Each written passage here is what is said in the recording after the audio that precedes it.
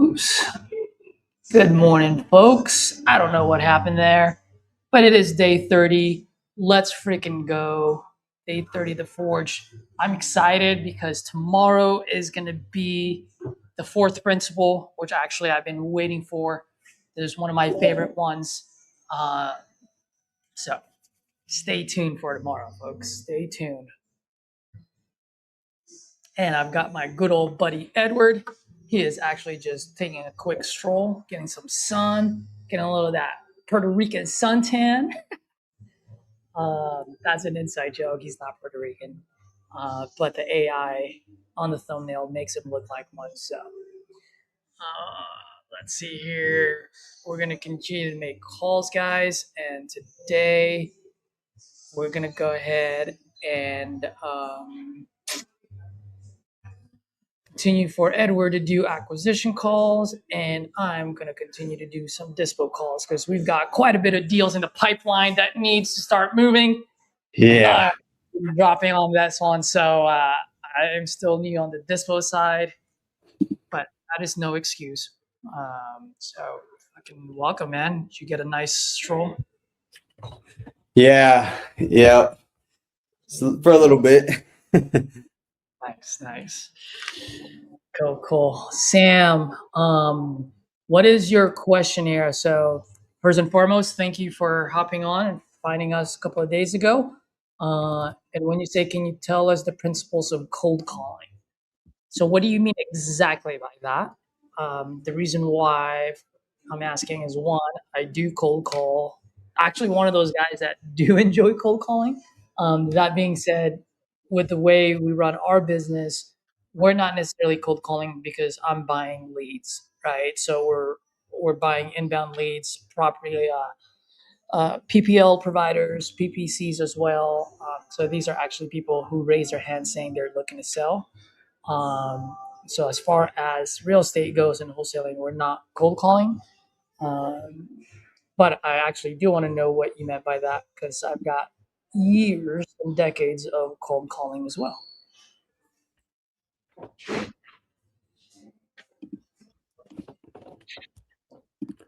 And Edward, you know what I just realized? Every time I step outside to go get some sun, I come back a lot colder. Because my body just goes through like different temperature level. You know what I mean? It's like I'm burning up inside, and then it's just like just drop. Yeah. I was actually just gonna post up on a table. I think one of these days I'm just gonna post outside. They don't have an outlet, so it's like we're just gonna go until the battery dies. Where you're at right now?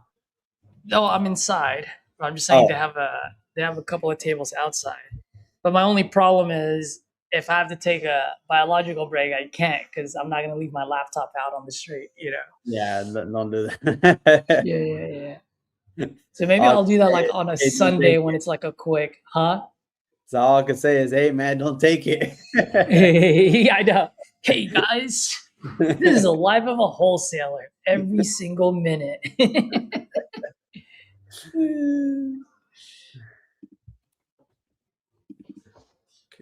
Okay, cool. So Sam, what questions should you be asking to qualify? How do you stay in control of conversation? Do you have a framework? Yeah, just follow the King Closer's formula. I think it's one of the best out there. Um, every single guru community, I mean, at the end of the day, they all have their own framework and each framework works. You just got to find the one that resonates with you and you just got to go do it. Like, don't think about it. Don't overthink it. Don't try to be perfect because you won't. It's going to take a long time. You just got to go do it. I mean, when I first started, I got pointed towards creative financing. So I was following Pace and the Sub 2 community a lot. And then that was just too much. It was just, I understood everything. I'm pretty good at it, but it just didn't resonate with me. And then I followed other folks. And then finally I found RJ Bates, which for me resonated with me because it's the most transparent out of all. And it actually allowed me to understand why I'm offering the number that I'm offering to the seller.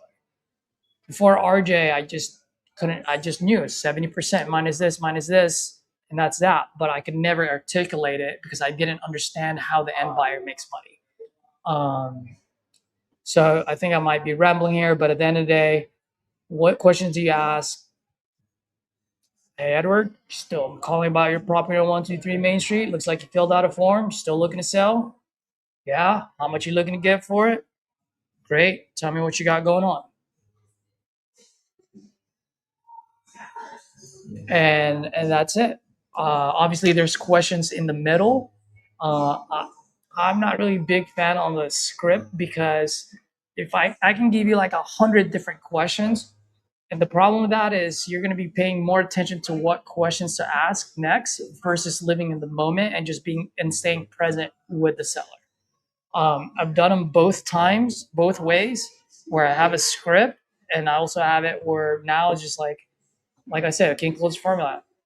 Confirm that they're selling, ask how much they're looking to get for it, ask how much you got, not how much, but what you got going on, which is an open-ended question, and then you close.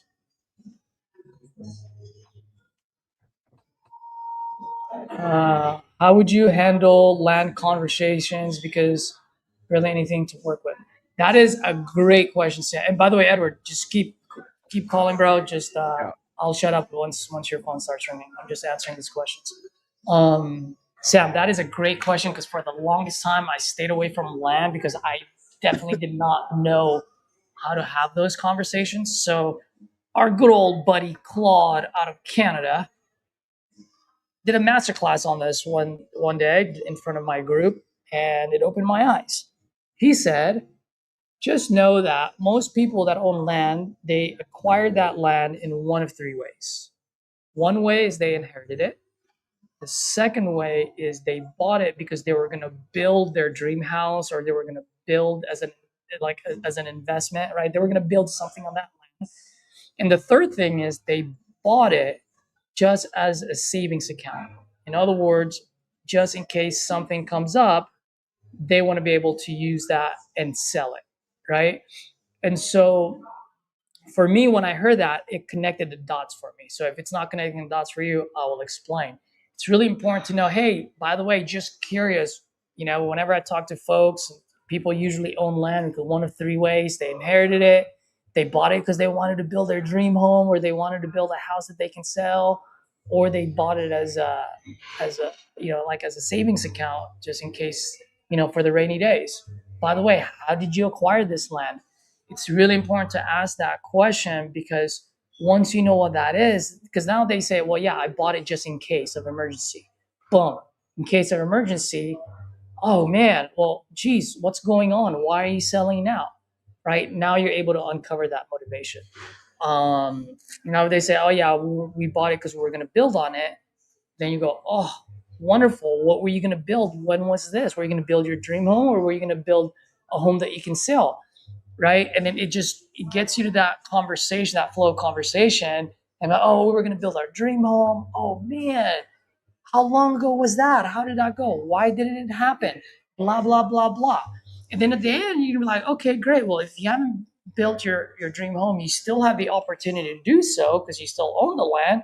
If you don't mind me asking, what's going on? What got you looking to sell? It opens up that conversation again, right?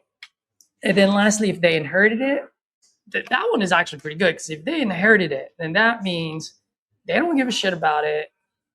They might actually need the money, that's why they're selling it, or they just don't want to handle it, they don't want to pay taxes, they don't want to deal with any of this, and they'd rather just get paid out now. Either way, every single one of them has a roadmap for you to have that conversation, and then based on that, you offer them what you think is right. Claude does not have a YouTube channel. He is big on Facebook. He'll put out some reels out there. But if you find me on Facebook, he's one of my friends as well. Um, what do you do with what is this? I can do what? Okay, and what do you do with pushback, non-responsive person? What do you mean by that? non-responsive and pushback.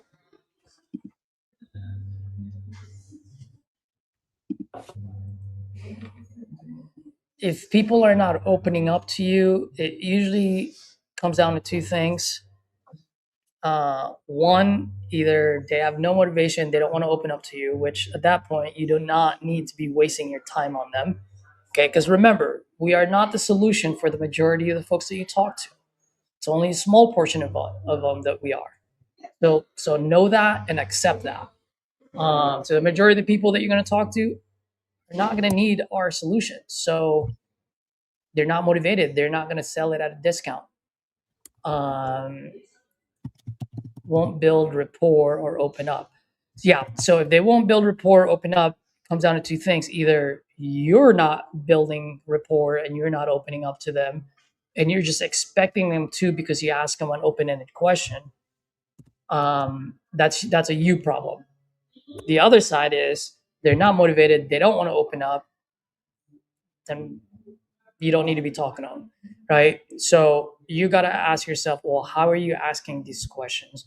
Are you asking these questions like a VA, like here's question number one, here's question number two, here's question number three? Or are you actually living in the moment and asking the right questions at the right time, right? Like I've had people on here, and I'm sure I've done this when I first started. I'm sure Edward have done this where it's like tell me what you got going on or whatever, right? Where now, like Edward, he would even say, hey, great, I'm pulling the property up now. While I'm doing that, I'd love to just have a quick conversation, trying to make small talks here. Like, what got you looking to sell? Right? Like it's that framing of that question so that the question lands easier and better, um, and lighter on their side so that they can answer that question.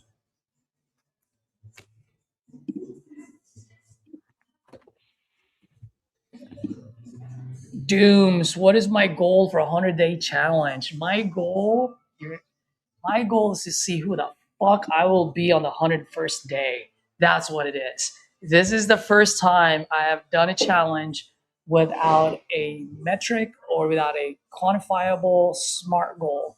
This is really more the reason why I did this, and I want to get this across everyone that's watching.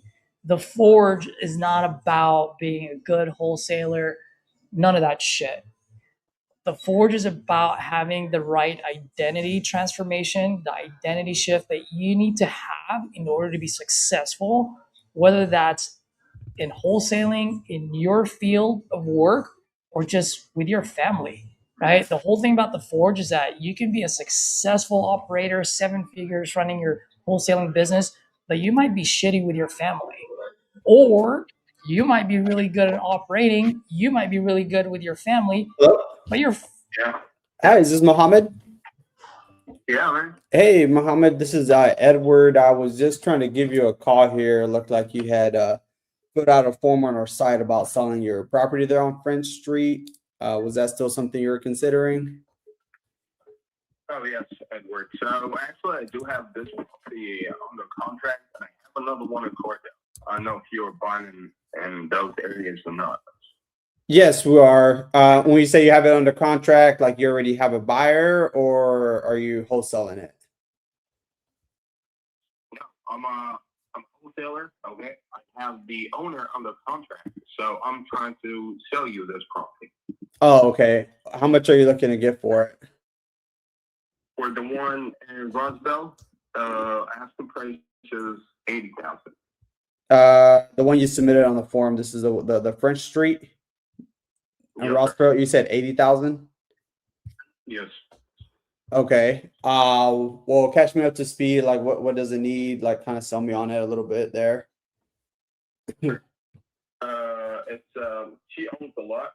Okay, it's 0.26 acre lot, and the house just needs 5 to 10K of repairs based on what 2 contractors said, and she wants to move fast with it.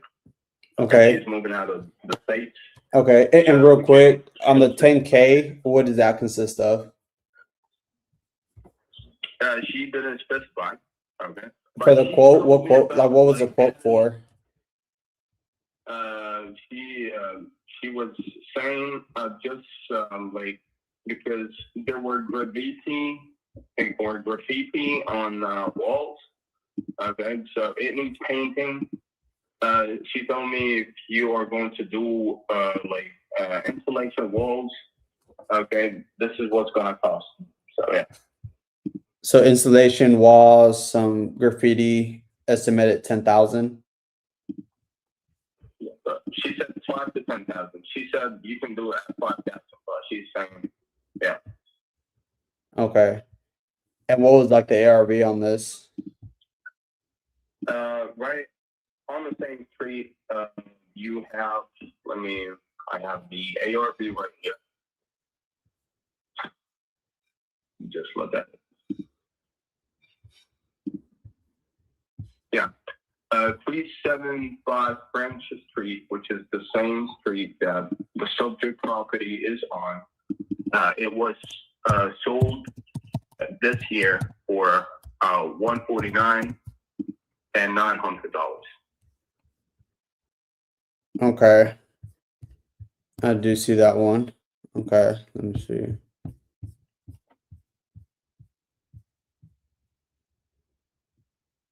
Okay. Yeah, and that one sold last year, the 2025, February. You said 149.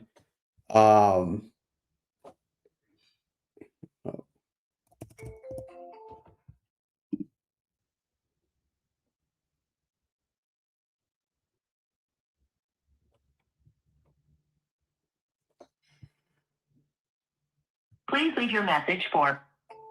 Did you just get disconnected? I think he hung up, dude. This dude is crazy. He's a wholesaler. 10,000. I was about to hit him with. Please leave your message for. This dude, he didn't answer. He's a wholesaler. Uh, Lady had it listed 2 years ago. Dude, if you look at the Google Street View, nothing. And this thing needs work.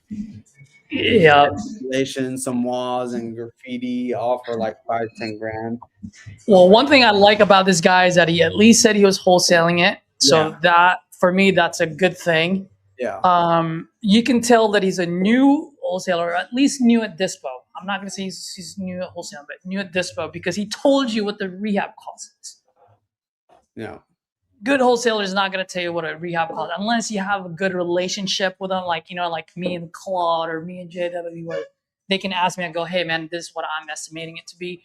But otherwise, you don't give out the rehab cost because then you fuck yourself over in that one. Back to what I was saying to Dooms, brother. So the whole thing about the forge is it can be for anything in life, man. Like you can be a successful operator, but you're having family problems. Like, well, what is it? Why is it that you're successful in one part of your life and any other area you're not? Right. So it's just having that identity shift of what's your priority, and so the whole thing about the forge is not just about wholesaling, it's about whatever you want to accomplish. And for me, I'm just looking to see who I will be on day 101, baby. And I can already tell little by little things that I'm changing. So pretty excited about it. All right, enough with me talking. Time to go call some buyers. So Illinois submitted to TU. Oh, Edward. Yeah. Can I make one little? I don't know if it's a suggestion, not a suggestion, Yeah. actually, just a point of view. Mhm. Because I think I've heard you do this a couple of times now. Yeah. Whenever a wholesaler talks to me and they tell me that they're wholesaling, a couple of times, one, I always just like, bro, like I love that. I love that you're transparent. We're good. And then I just go, bro, I'm wholesaling too. Because then they're just gonna tell you what they actually think about this. Uh-huh. Right. And then at that point you can just sell it to them like, hey, look, part of TU got a good good buyers list. We got good process going on. Talk to me about this deal and see if I can help you move it. Okay. If we can JV real quick here, if you're open to that, let's go. I'm fully transparent like you as well. Do you get what I mean? So in that Yeah. way, you eliminate that first 5-10 minutes of them trying to sell you a deal. I'd Right. rather just have them come to me with like complete honesty, like what is going on with this deal. Right. Okay. Because your leverage is the fact that you got TU Dispouse on your Right. side. Right. And if Okay. they say, oh no, man, we just want to talk to end buyers, I'm like, so that's totally cool. I've got one end buyer right now who buys nationwide. Talk to Right. me. Tell me how my end buyer is going to make money on this, Exactly. Okay. right? Yeah. Either we Yeah. JV on it, and if there's no meat on the bone, then I'll partner with my guy, Okay. Look that. right? But either way, like you will probably save 5-10 minutes. Right.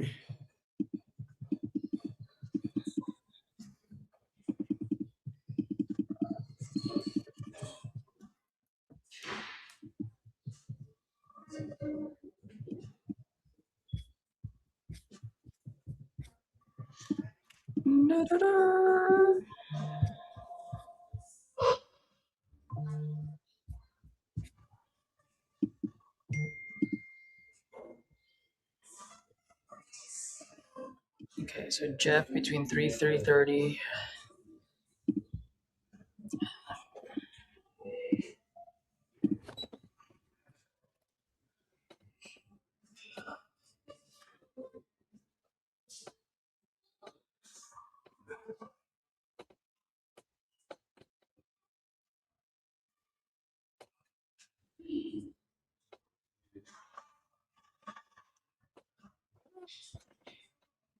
Morning movement. Who is this?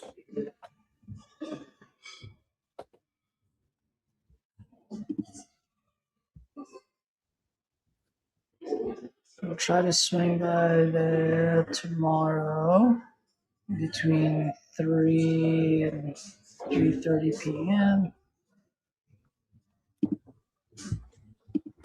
You folks still gonna be there around that time? Hey, for our submission forms, the ones we have, it's property landing, right? Page is Easy what. close, easy close. You talking about our PPC? Yeah. Yeah, it's easy close. Easy close properties. Where is it? I have it somewhere on here.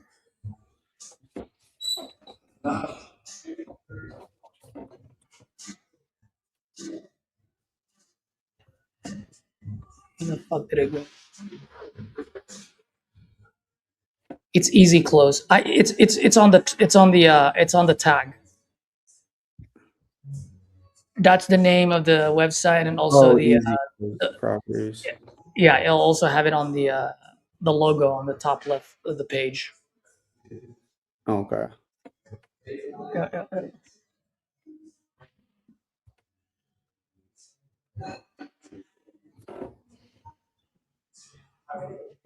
Oh shit, you're right. I didn't even check if I have any on my side.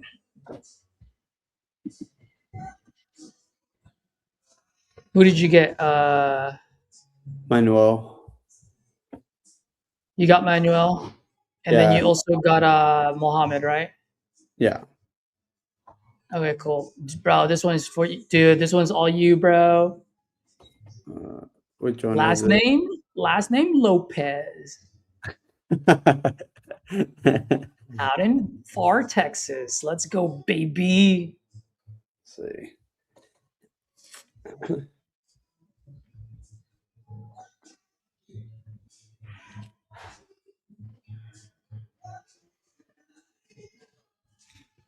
All right, so I'm gonna call this guy for the buyer for Toledo. We're just waiting for the seller, right? Yeah. Maria. All right, let me pull up your. Well, Let me the pull person up you're your. trying to reach is not available.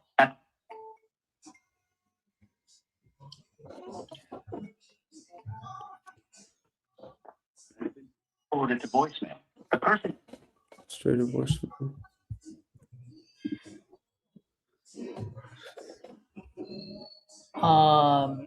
Sam, I mean, sellers usually don't ask too many questions. They might ask like, "What's your company? Who do you work with?" If you don't have an LLC yet, then just be like, "Hey, I'm a private investor. I'm just buying this for myself and for my family. I'm not part of any hedge fund." Well, what's your company? Ma'am, do I need to have a company to buy a house? I'm literally buying a house. It's under my name. That's pretty much it. And then if they ask a lot more questions, I mean, obviously they want to make sure they're not being scammed, right? Answer those questions. But if they start asking about your social security or any other dumb shit that doesn't matter, I'm like, ma'am, why don't we first talk to see if we're in the same neighborhood first of price, and then once I decide I want to buy it, then you can ask for my underwear if you want.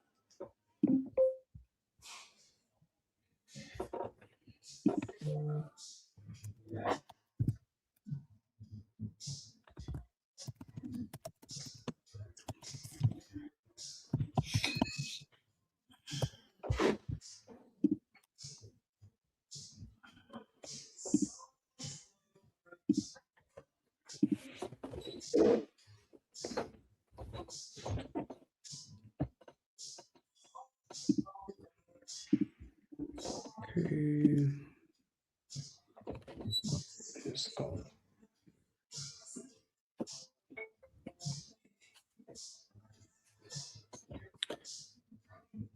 Oh, this one's in Hawaii, bro.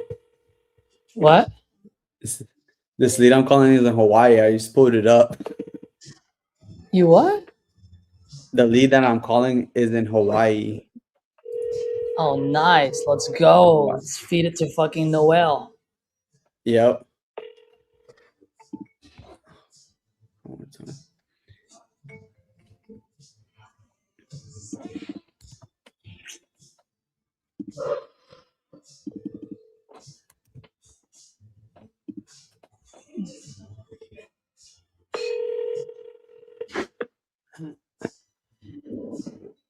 So, Sam, when investors as a seller, they're grilling you. They're pretty much. Why do you? Let me ask you this. Why do you think they're grilling you?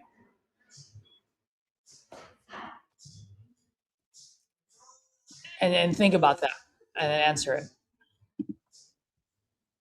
And there's a reason why I'm asking you. So just bear with me.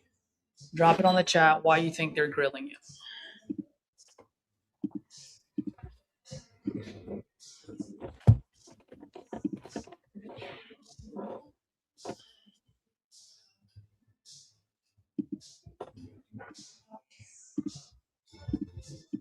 To not get scammed or waste time. What else? When you say waste time, what do you mean by that? You're getting closer to the answer.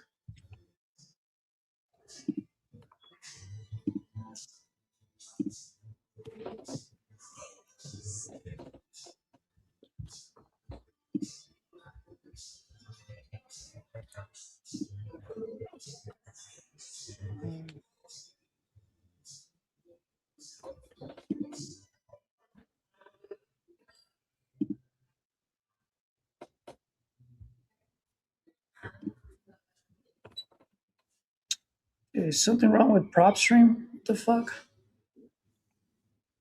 Oh, PropStream is dead right now. Oh, no, it's not.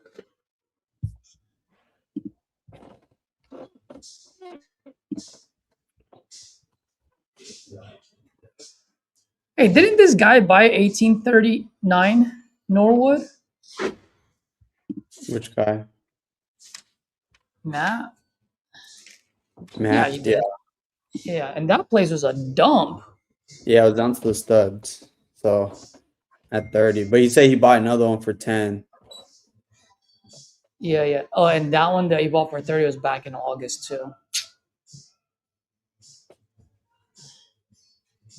All right, maybe to get certain price, type of person is buying. Nope, none of those, Sam. Just think about it. None of those.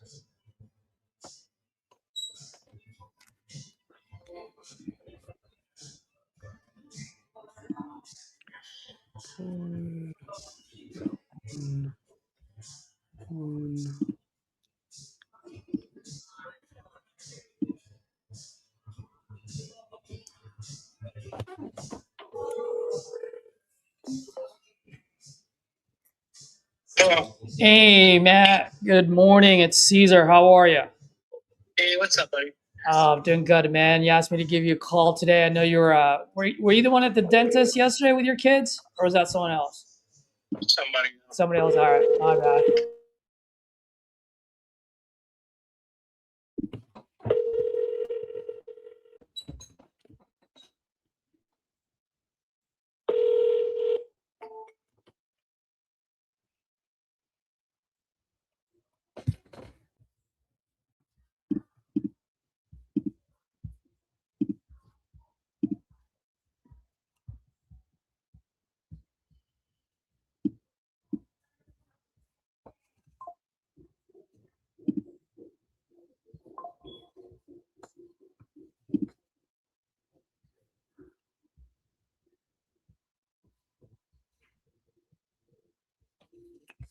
What was the note on this one?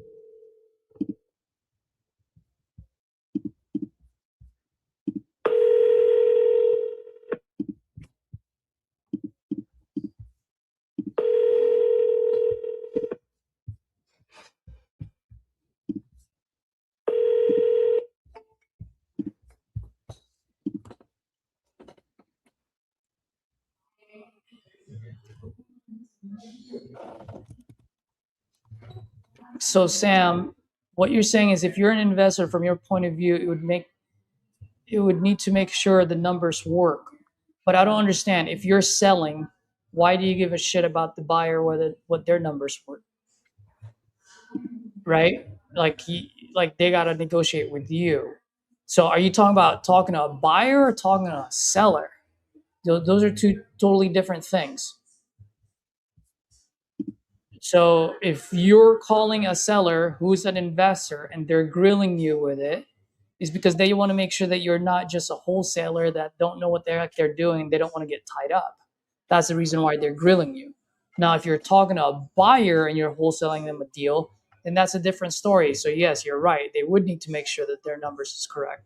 So I'm just not understanding what you're saying. Are you talking about a buyer? Or are you talking about a seller? Well, I guess either way, I just answered the question for you. um, Edward, so this guy, Matt, he needs it at 10 for a sight unseen. Matt, okay.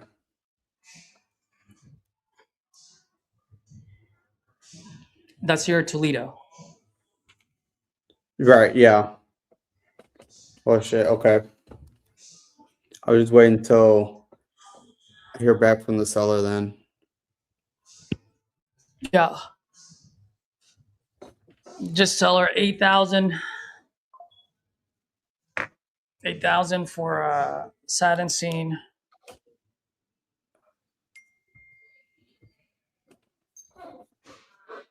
And you know what, dude? It's not, to be honest with you, bro, that's not even bad because you have it at what, 17.6?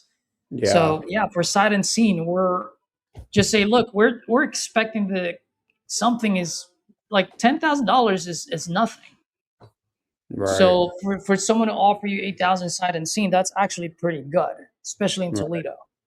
Mm-hmm. I think they take it, dude. Yeah.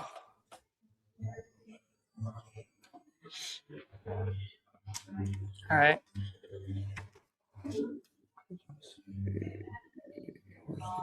Okay, so Toledo. Okay, sight unseen. I'll see if this person is available. Hello, this is Edward.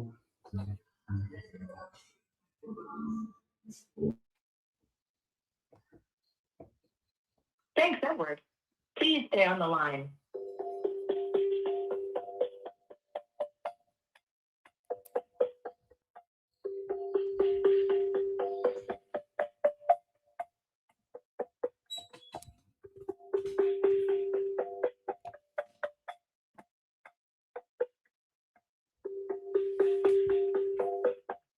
I'm sorry, this person is not available.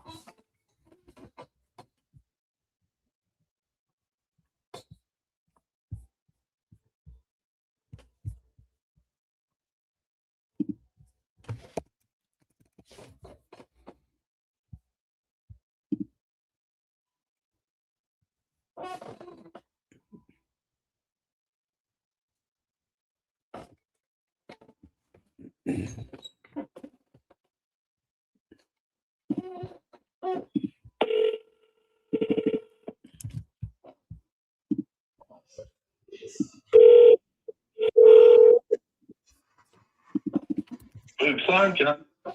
Hey, Russell, it's Eddie here. How you doing? Hey, Eddie, what's going on? Doing good. Just wanted to give you a call. Man, I do apologize for missing your call yesterday as well. But just wanted to return your call here and see how things were going again. I know you were dealing with the insurance and they're kind of giving you a headache. I have called them, left them messages, and checked my State Farm software every day. I'm going to see them right now. Mhm. I haven't got. I've left messages 2 times for the inspector, but not talked to him since about 3 days after the burn. Yeah. He's difficult to get on the phone. The agent got him on the phone, except he said he's behind on some stuff. It's a lot going on. There's a lot of work. He's going as fast as he can. But it's been about 5 weeks since the burn. But I cannot get him to either be motivated. I don't mind swapping to another person. I think what State Farm is doing is taking their time to figure out how to manipulate me. Mm. And instead of go ahead and do the right thing and put out an honest report, I think they're trying to manipulate the situation into what saves them the most money. And so I haven't driven down to my agent. I haven't called Richard today, but I am. But so far, just a little bit of runaround, not a lot, just a little bit. Mm-hmm. Wow. But I can't make a decision until they make a decision. I don't have a clue what they're going to say to me. Right. They're taking a long time to do the wrong thing. Yeah. Jeez, man. And you said that's where you're heading to now? I don't know how to react until I get their first response, and then I'll be able to react accordingly. I have done a few things during the hurricane to get insurance agencies to act correct. I'm not so sure if I want them to come up short of 100% or to go over 100%. I'm not quite sure what's the most beneficial, because if you're below 100%, you can collect up to 24 months of lost rent. And if you're above 100%, you can't. But above 100% gets you a replacement payment instead of a value payment. Yeah. But then below 100% forces you to rebuild a house, and I cannot sell it. Right. Yeah, at that point, right. Because they only pay a percentage. They pay a value amount instead of a replacement amount. and they won't ever give you the replacement amount until the house is finished. Another tenant is in it, the power is on, and you have receipts from all the contractors. I have been there before and been forced to rebuild a house. I don't mind rebuilding it because I rebuild it for less than they quote. So I end up with a completely brand new rebuilt house, all new windows and AC and new flooring and walls and insulation and just gorgeous house with countertops. So I end up with a $250,000 house or $225,000 house and a lot of the money in my pocket. I don't mind rebuilding them because I've done so many, but I just really don't want to do this. It's just like potato chip. It's burnt up. Yeah. Just tear it down at that point, sounds like. Well, the brick's there. The windows are gone, but the brick's there. The sheetrock walls are there. They got to be gutted down to the studs. You got to paint everything and to rewire everything and to re-insulate everything. You have to update your wiring to the current standard. Of course, you get all new windows and all new insulation because the house probably doesn't have insulation in it. Right. It may be blown in. I blew in the top back years ago when they built the house. They hadn't invented that stuff yet. So you end up with a lot of houses that aren't insulated. So it gives you an opportunity to redo the hardwood floors if they're salvageable. And you get all new carpet and all new linoleum and all new countertops. I mean, it's a new house, but you also have to work your butt off. Yeah, especially with a fire damage until you get it. So I always put a camera on the front and a camera on the back so that I can keep up with who's borrowing stuff off a job site. But yeah, I have done a fair share of roll-offs, finding people working for a couple of $100 a day to shovel out the inside of it. I mean, you spend $2,000 here and $12,000 there, and you have the roof on it for $25,000, and now you're up to $40,000, and then you take off rebuilding the inside. But yeah, I've done it before. Yeah. I don't know if I want to do it more. I can't tell you one way or the other. Right. And I am catching a whole lot of phone calls for that house, but I can't do anything until I find out what State Farm's going to do. Yeah. No, yeah, I totally understand. And at the end of the day, I just want to help as much as I can here. I guess let me ask you this. I mean, I guess what's like the ideal scenario here for you? What are you looking to accomplish? Well, the ideal scenario you can't make a decision on. I can give you hypotheticals. If it's over 100%, then I take that. Then I get no loss rent. And then I find someone to sell the house to it in rebuildable shape.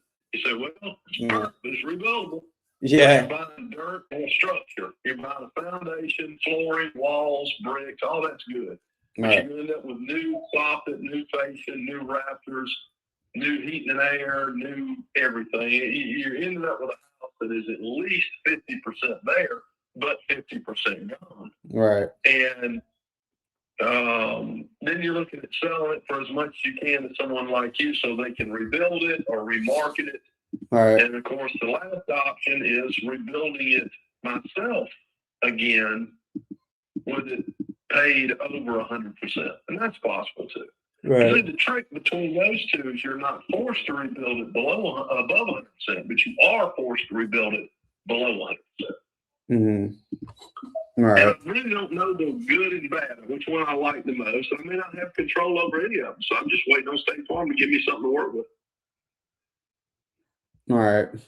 Okay. The house is boarded up. The house is covered. Nothing's getting in it.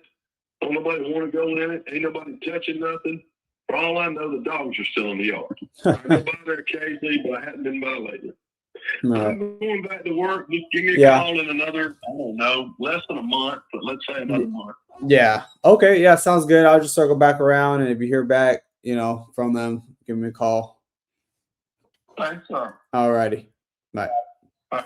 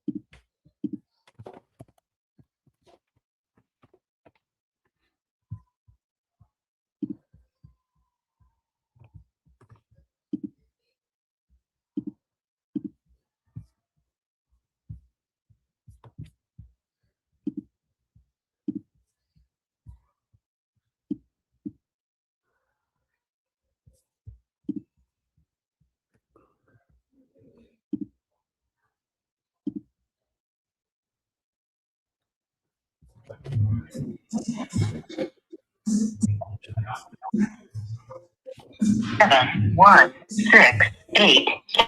Call now. At the tone, please record your message. When you've finished recording, simply hang up or press pound for further options.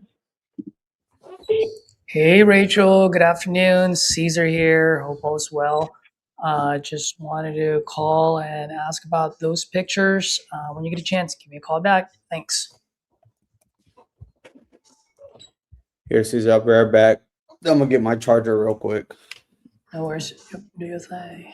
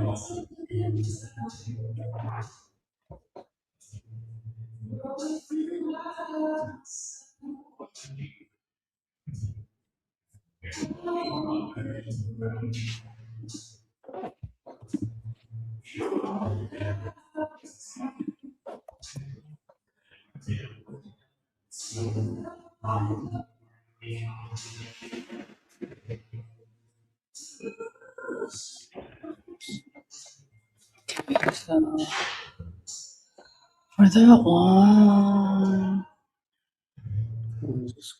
still waiting for pictures. Let's see.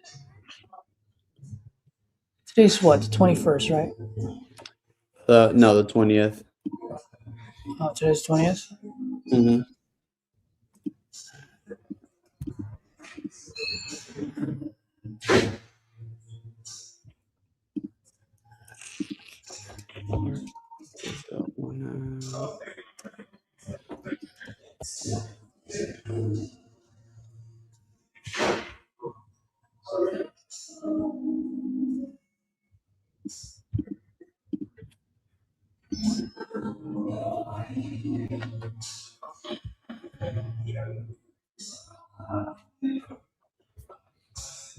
I'll be right back, bud. Okay. On you.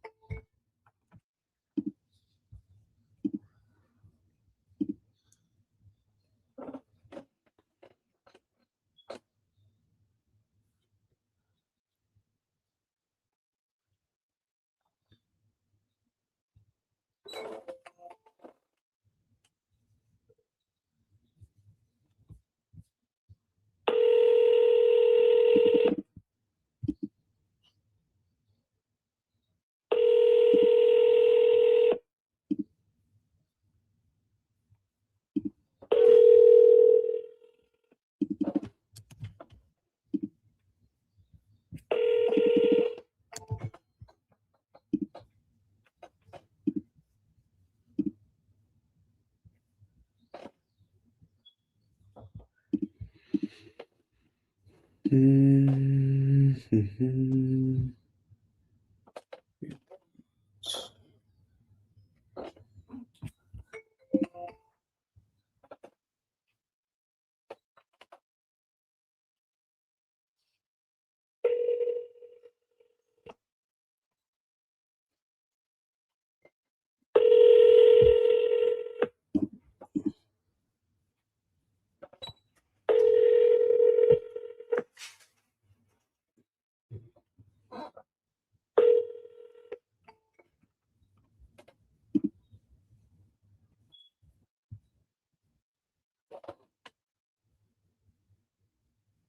Shit, that's what I was supposed to call.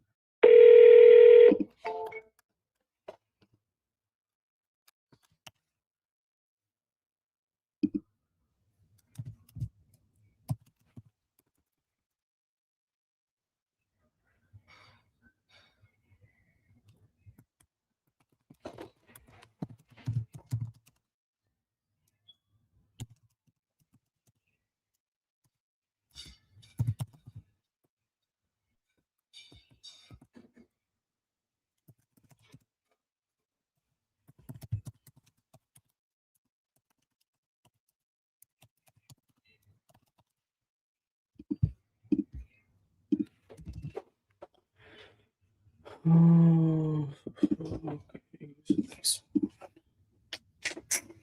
all right, let's get somebody on the phone.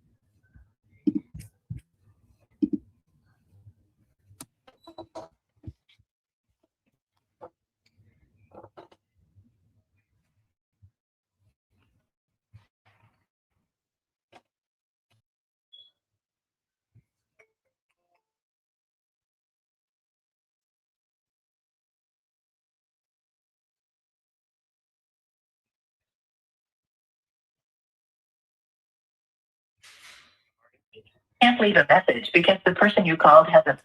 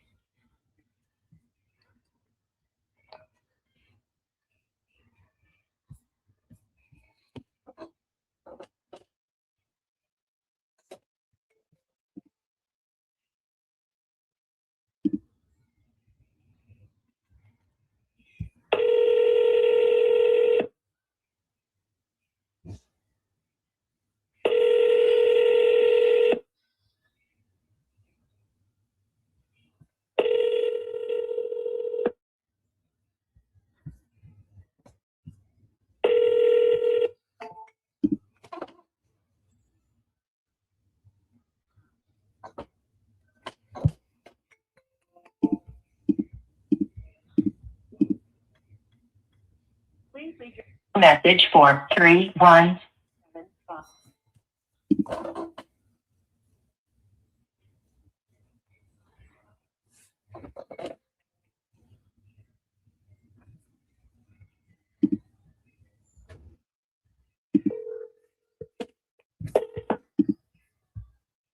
And heck, if I get one of these guys to just say, hey, you take care of everything, you take care of the headaches, you take care of the eviction, you take care of everything.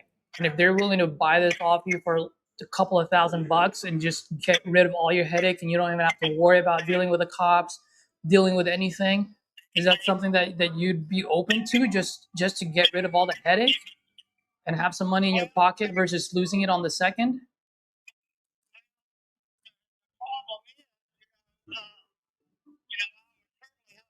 Get more than get the time. We can get more. I do a lot of things. I can get wall. How much were the taxes again? Isn't that just a few $100, 700, $800? Yeah, I mean, if someone pays you like $5,000 and then plus the taxes where you pocket anywhere from 4 to 5, and you don't have the headache anymore, and then they're the one that's left with a headache. They deal with your daughter, they deal with your daughter's friends, they deal with that back wall. You just wash your hands clean. I mean, would that help? Would that solve your problem at least?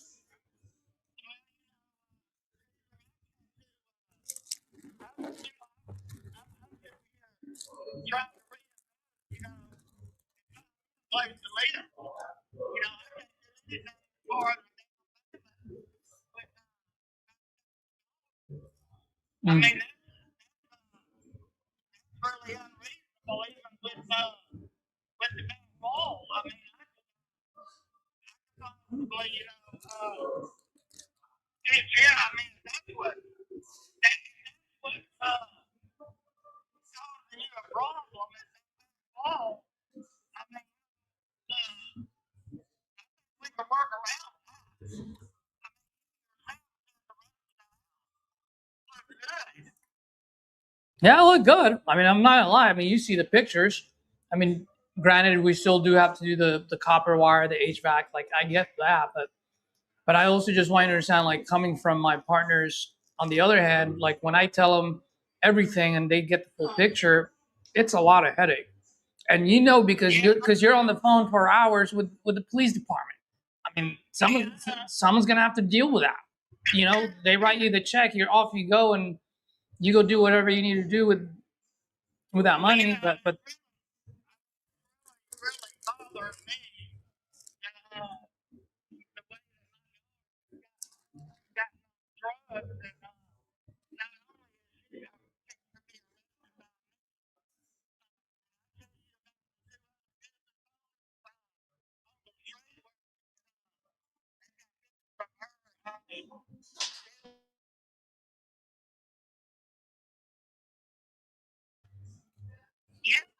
Oh my I mean, goodness. she is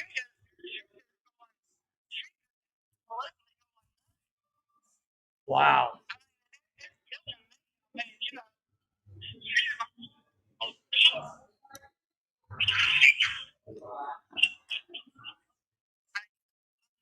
it's killing me. I mean, I've got to get to the point where, I can't let this house, I've already, almost lost my life about 3 months. Pacemaker put in, my heart, and, it's worth all the stress that, she's putting me through. If I could please, get enough for a down payment up here, several, lots that I've looked at, I could get How much, relocate. if you don't mind me asking, bottom line, like how much down payment do you need? Probably at least,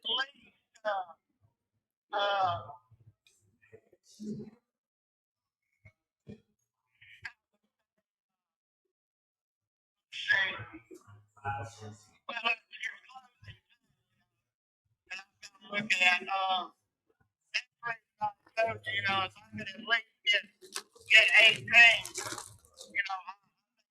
would be happy. And, if I can, if the back wall, it can be fixed. And, with all my heart, to have to lock my daughter up again. I mean, it's hard dealing with, Yeah, but do people you, on drugs. but do you really want to do that? I mean, the reason why I'm asking is because if someone, and I'm just trying to play kind of like all possible scenarios, right? I'm not saying this is how it should be, but I mean, if someone is willing to say, I'll take care of all the headache, I'll pay the 5 grand, we'll close on it, before the tax auction, right? And you don't have to deal with anything. You don't have to deal with having to put your daughter to jail or anything like that at all. I mean, wouldn't that be worth the headache and the heartache that you're going through right now? Yeah, but I need a home. I'm living in a 30-foot camper in a state park. Yeah. No, I understand. And by the way, I will do my absolute best to still get you that 18. I'm just letting you know right now, with the people that I'm talking to, with what they're seeing, with the pictures, the videos, the back wall, them having to deal not just with your daughter, but other people that are in there. By the way, when Greg went there yesterday, he texted me last night. Said, "Hey, just tell her to be careful because he heard two guys' voices. So those are probably the two friends that you mentioned on the text." So I just wanted to give you the heads up. Okay, be careful there. That's one reason that I don't want to go over there anymore, because this is something, I hate with all my heart to have to lock my door up or anybody else. This is something that the police department or when you're dealing with drugs. Mm-hmm. Yep. There's safety issues there too. So here's what I'm going to do, Ms. Mary. I'm going to try my best to get you that 18. I'm just letting you know now, because of the situation, because of the time sensitive manner of this, if we get lucky, it's most likely going to land between 5 and 18. I just want you to brace yourself for it. You go do some thinking. I'm not squeezing you right now for 5. I'm just letting you know the feedback that I'm getting. It's most likely going to land between 5 to 18, and whatever we land with. Then you decide what you want to do with it. And it's at the end of the day, your house, your decision. If we're willing to, I believe I can get some help within that wall.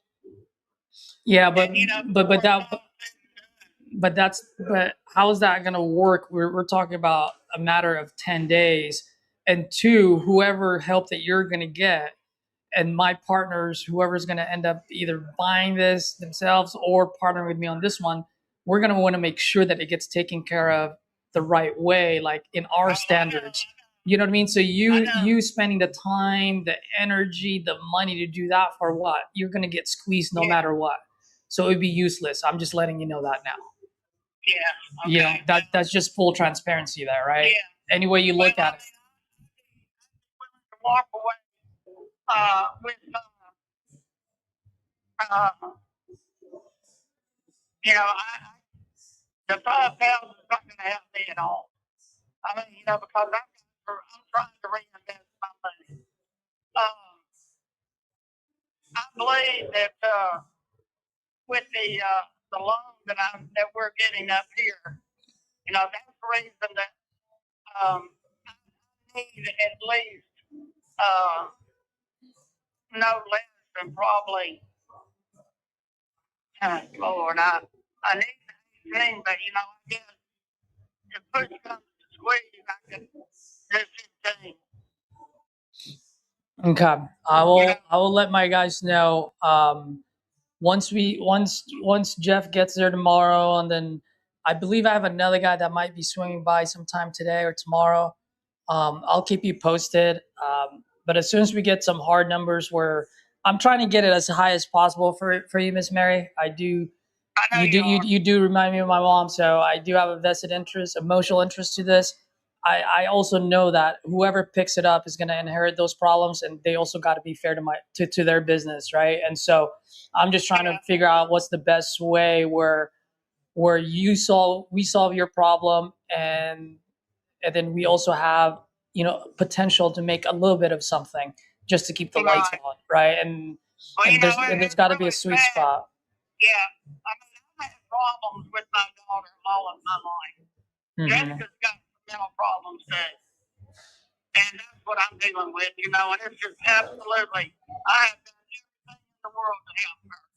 And I mean, she's got on drugs, and she's around people that are on drugs.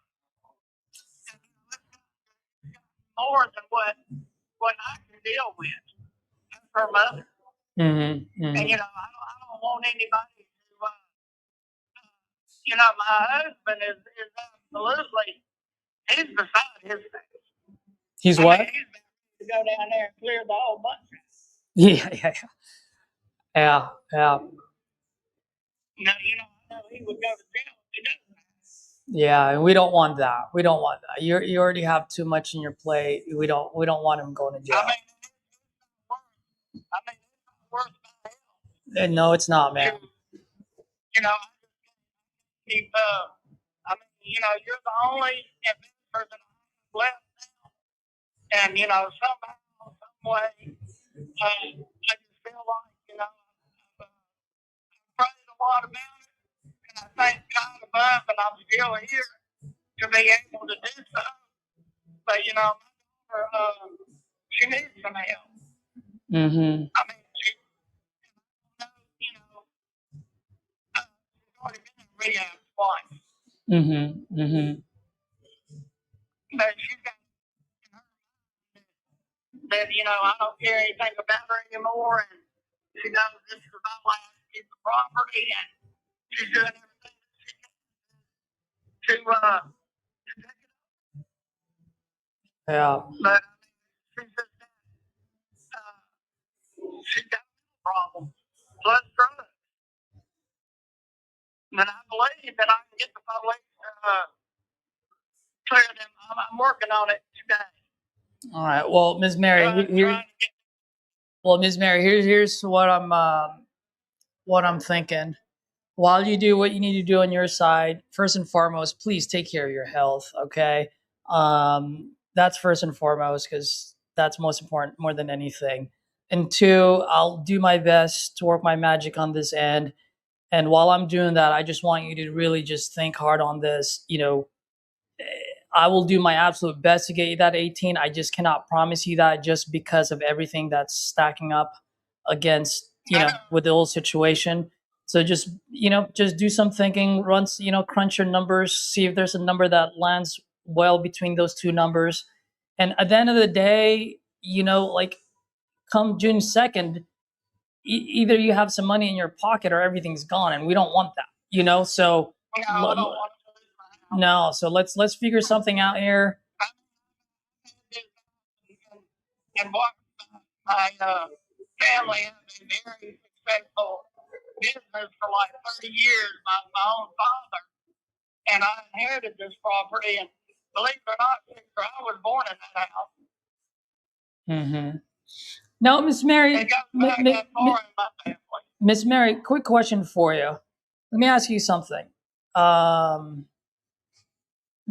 down payment that you need for the other land, is that something that you absolutely need to do now? The only thing the only thing that's on the time clock is the tax, right? The taxes. Okay. So as far as like the other land that you're trying to buy, like what if you end up buying that like 2 months, 3 months from now? Is that something that would be doable, feasible? I mean, nobody's got me doing it about it, and I got Okay. anything. All right. I mean, we're still looking around, you know. Okay. And then right now, are you in communication with the county? Like if we need to move quick to be able to just pay that off, like do we know where to go, what we need to do? You're talking about the taxes? Yep. Yeah, I could pay them off today if I wanted to. If I had the money. If what? All I got to do is the money. All I got to do is call probate court downtown and pay the taxes, and we're done. Okay. All right. Well, let me figure something out here. You go do your thing. Let me work my magic. Try to work my magic, I should say.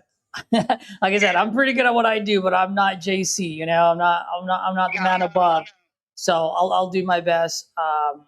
But yeah, let me know if you're still gonna be out there tomorrow. I'm gonna have Jeff swing by between 3:30. I've got an appointment at 1 o'clock tomorrow, so you know, I ought to be done. But you know, we're also supposed to, you know, and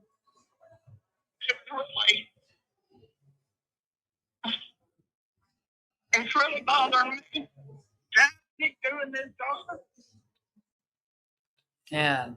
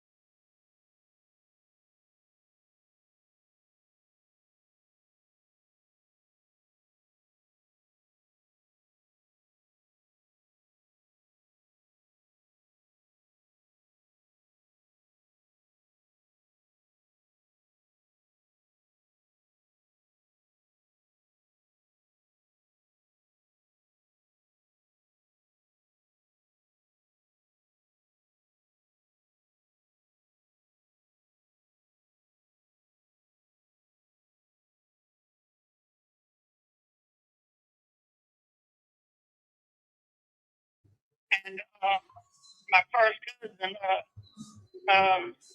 she overdosed. Oh, So I've been dealing with all these losing family members, and that's one reason that I'm. I mean, I never had a heart problem in my life, but I tell you, stress will absolutely kill you. mm-hmm.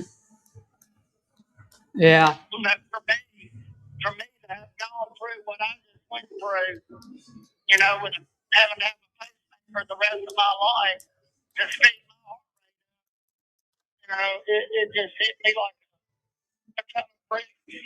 Mm-hmm. But yeah, my health is very fragile right now. I've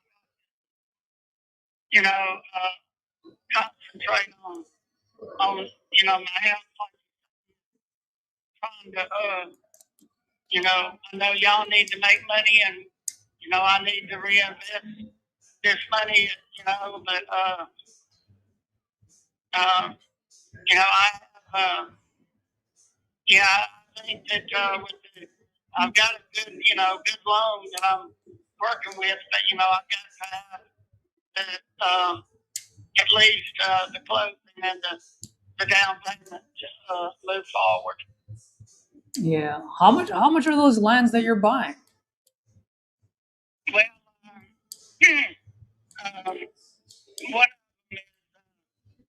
is right across from the lake, and the land alone is like 100,000, but I'm getting a loan on it. Plus, I've got to get a construction loan, and to build what I want to, or either get a double wide. What I want to do at this point. How much do you need for that? Uh, How much do you need for well, that? I'm getting a loan with that. Yeah, so how I much just down figured, payment do you need for that?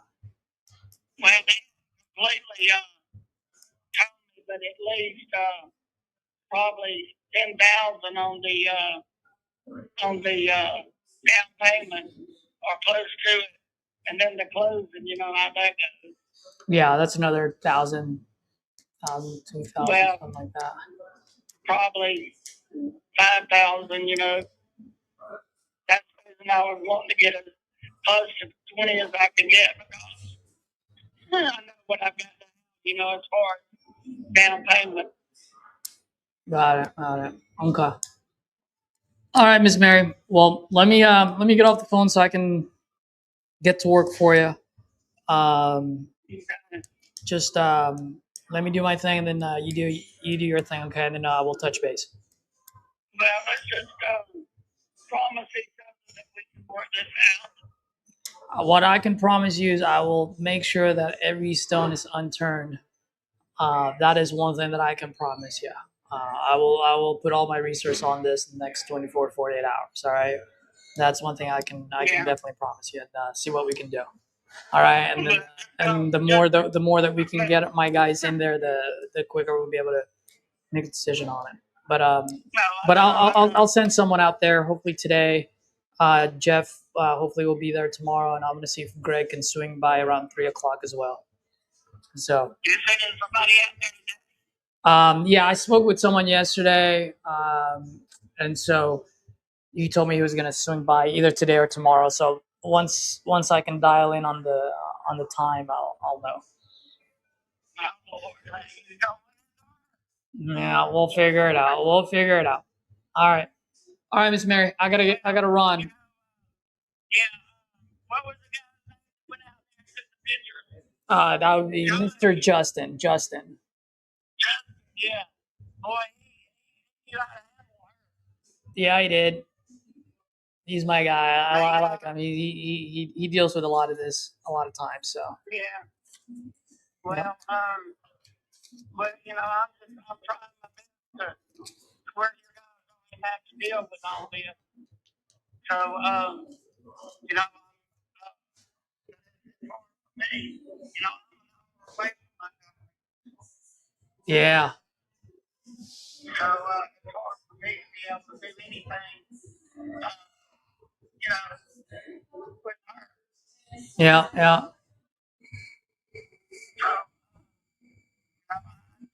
Yeah. Confirmation. I understand. You know, I don't know. I really don't offer up. I mean, I figured I could get that get her some help. And I think that might be the best bet. But Miss Mary, let's you pray on it. But let me get going because the more I stay on you, the less I get to work on your deal. So I want to work on it. All right. Okay. Bye bye. All right. You're welcome. Yeah, that is rough. Edward, are you still on the phone?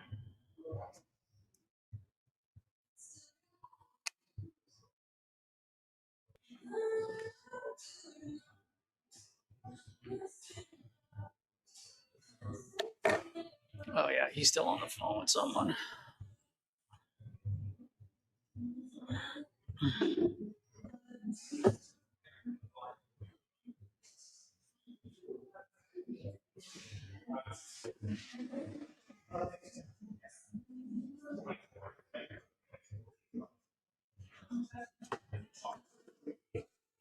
Your call has been forwarded to voicemail. The person you're trying to reach is not available. Yeah.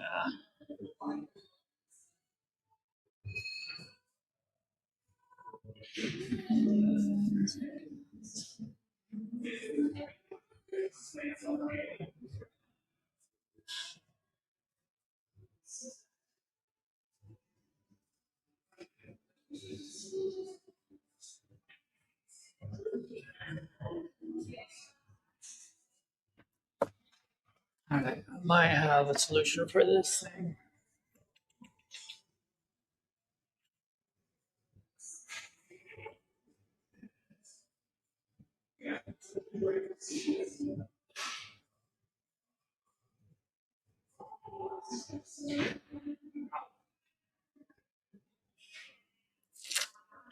Alabama one.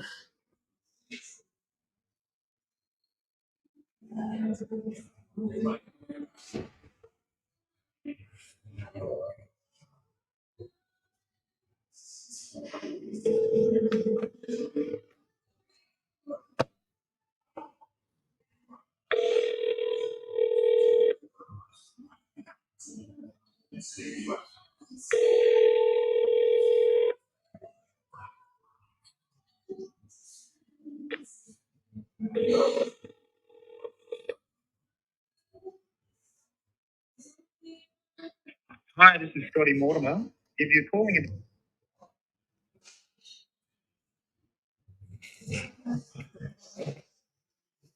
I might have to put this on the market for 2025.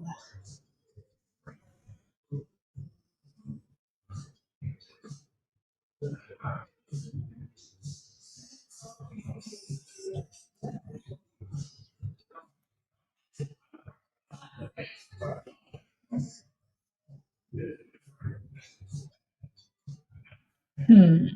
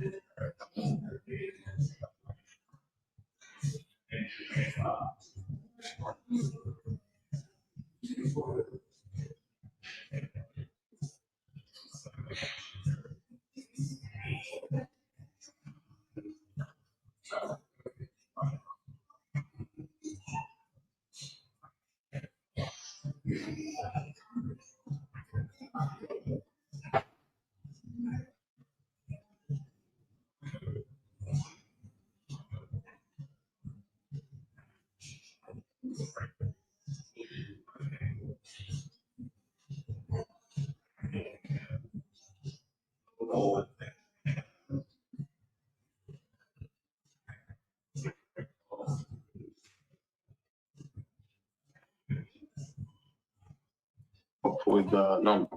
If not, okay, I'm going to hear from you what you're thinking about it. All right. Yep. Yeah. As soon as I get those, Okay. that Thank would you, help a Edward. lot. All righty, man. Well, I appreciate you taking my call, and I look forward to working with you. Okay. All righty. Bye. Hello? Okay. Okay. Thank you. Bye-bye.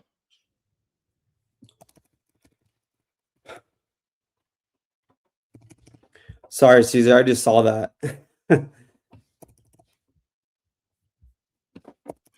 No worries.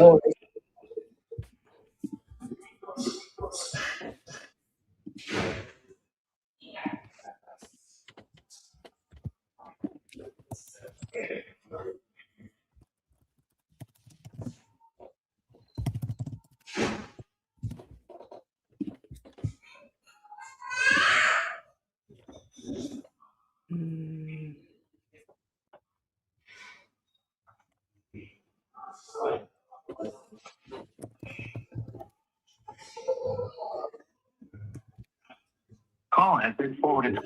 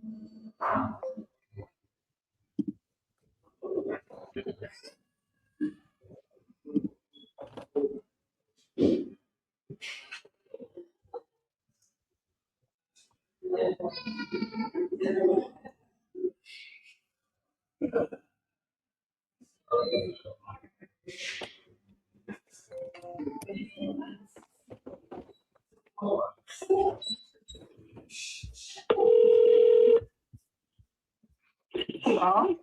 Hello, is this Janice? Yes, it is. Hey, Janice. It's Edward. How you doing?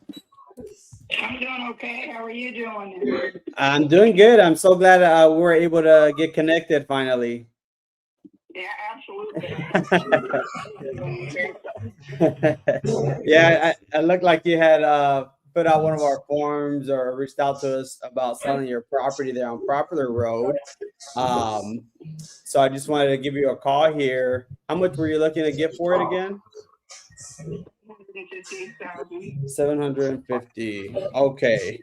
And just so I could get a better feel for the property, I think you sent me some information there. But I definitely just want to get a better feel for it. That way we could see if we could put something good together for you. So can you tell me a little bit about it again? Excuse me? I said, can you tell me a little bit about it again? Okay, we're on 9.6 acres plus or minus. It's an old modular home. It's a 1974, but we purged the title, so it's part of the property now. We have a metal shop, which I forgot to mention earlier.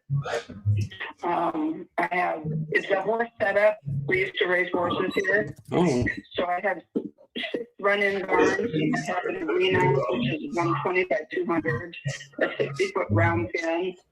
3 pastures. One is under sprinklers, underground sprinklers, and the other, well, they're all flood irrigated if you need to, but the other 2 are flood irrigated. Plus, I also bought some big guns and hooked them up for the pasture. A yard, mature trees, we're on septic and well. It's 3-bedroom, 2-bath.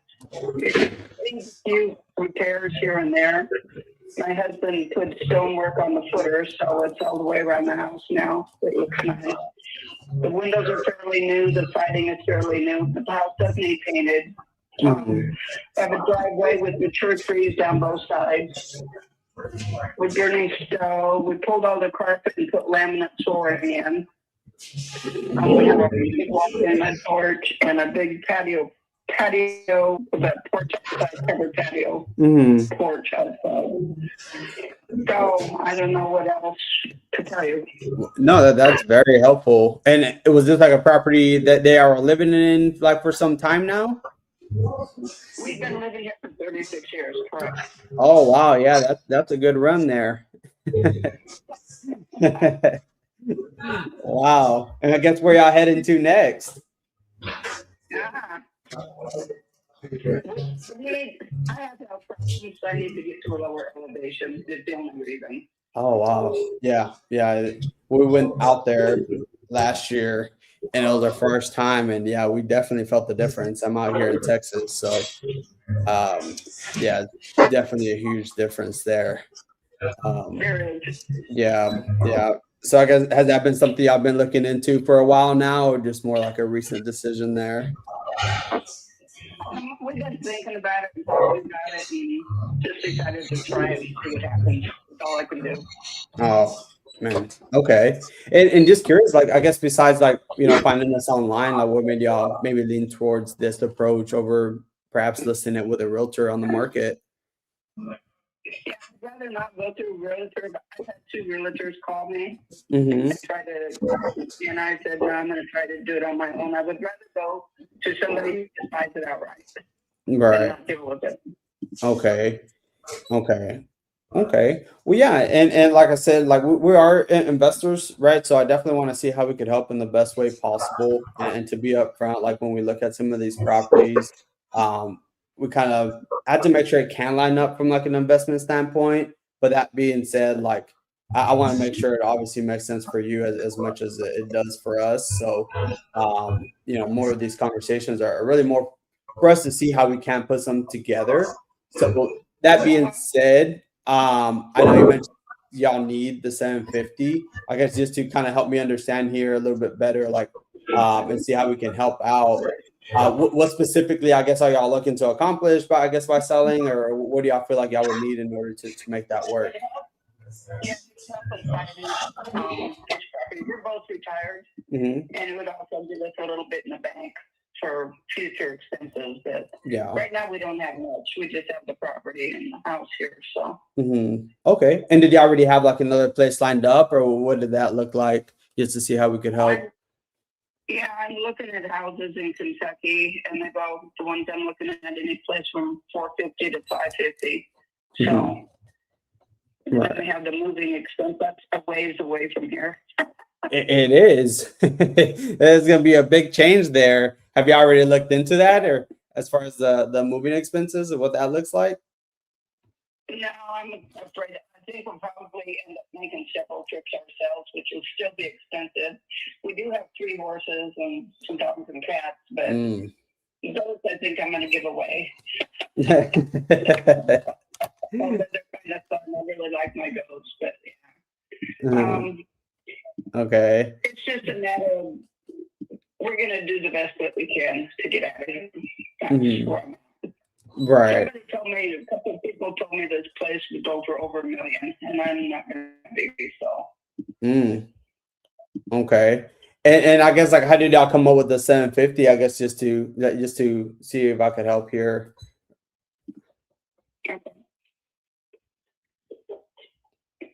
No, I was saying like just to kind of help me understand. I mean, can you break that down? Like, how did y'all come up with the 750?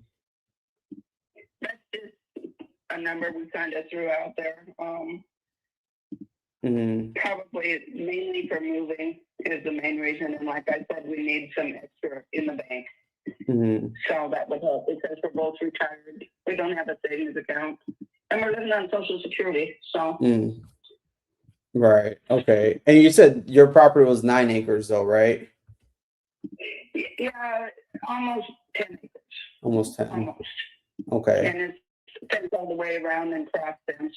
So we have it divided into 3 different pastures. Okay. And we have dry lots for the horses to stay in when they're not in pasture. Okay.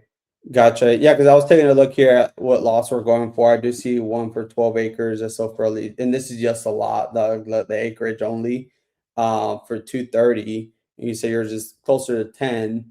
Now, the property, is this, it shows as a, is it a manufactured home or is it like a single family on a slab? It's a modular, so manufactured, I guess you call it. It's a modular though. Okay. And what year built is it? It's a 1974, but we did purge the title, so we don't have a title. It's part of the property now. I don't know if that makes a difference, but that's what we did. Okay. 1974. Okay. Bear with me here. So, bear with me. I'm taking a look at some real quick.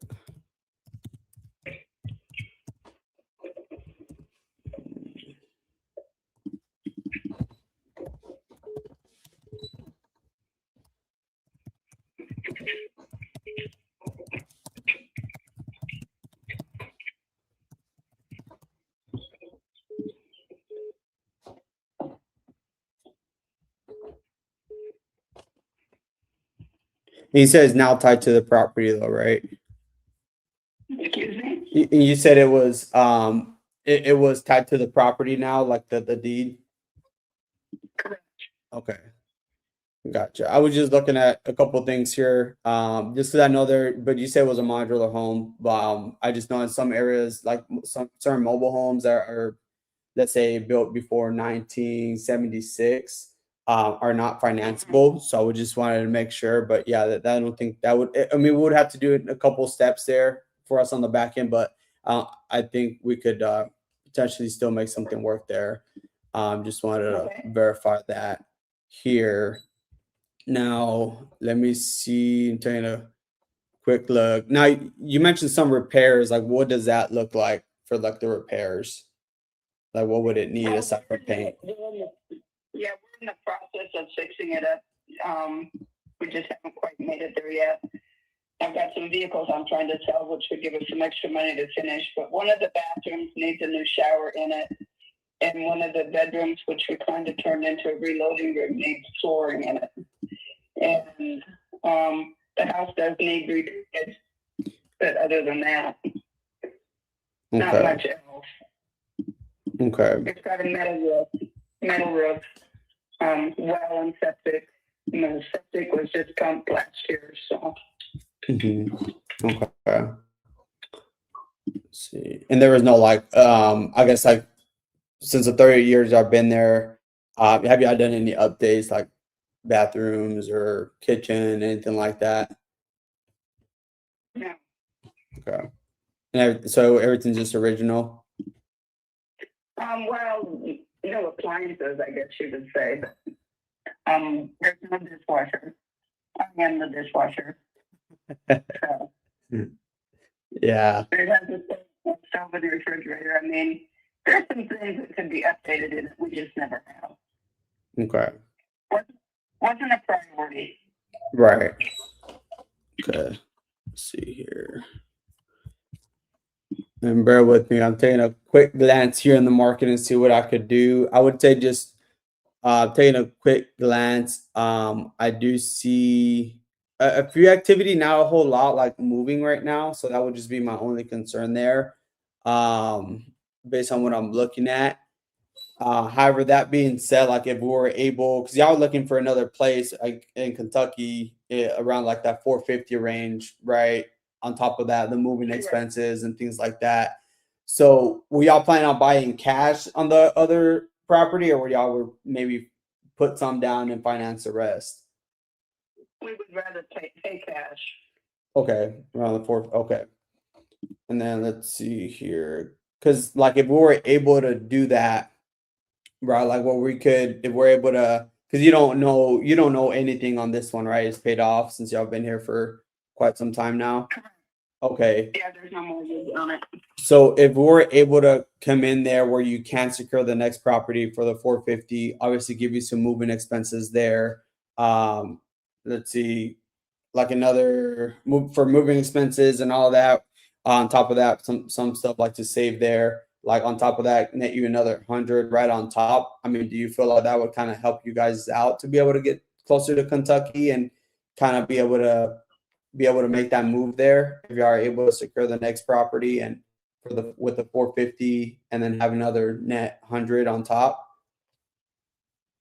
That would be something I would have to talk to my husband about, because I know some of the property I've looked at, they don't have barns, and we have horses, and I definitely need a barn built and stuff like that. So there'll be things that I need to do down there.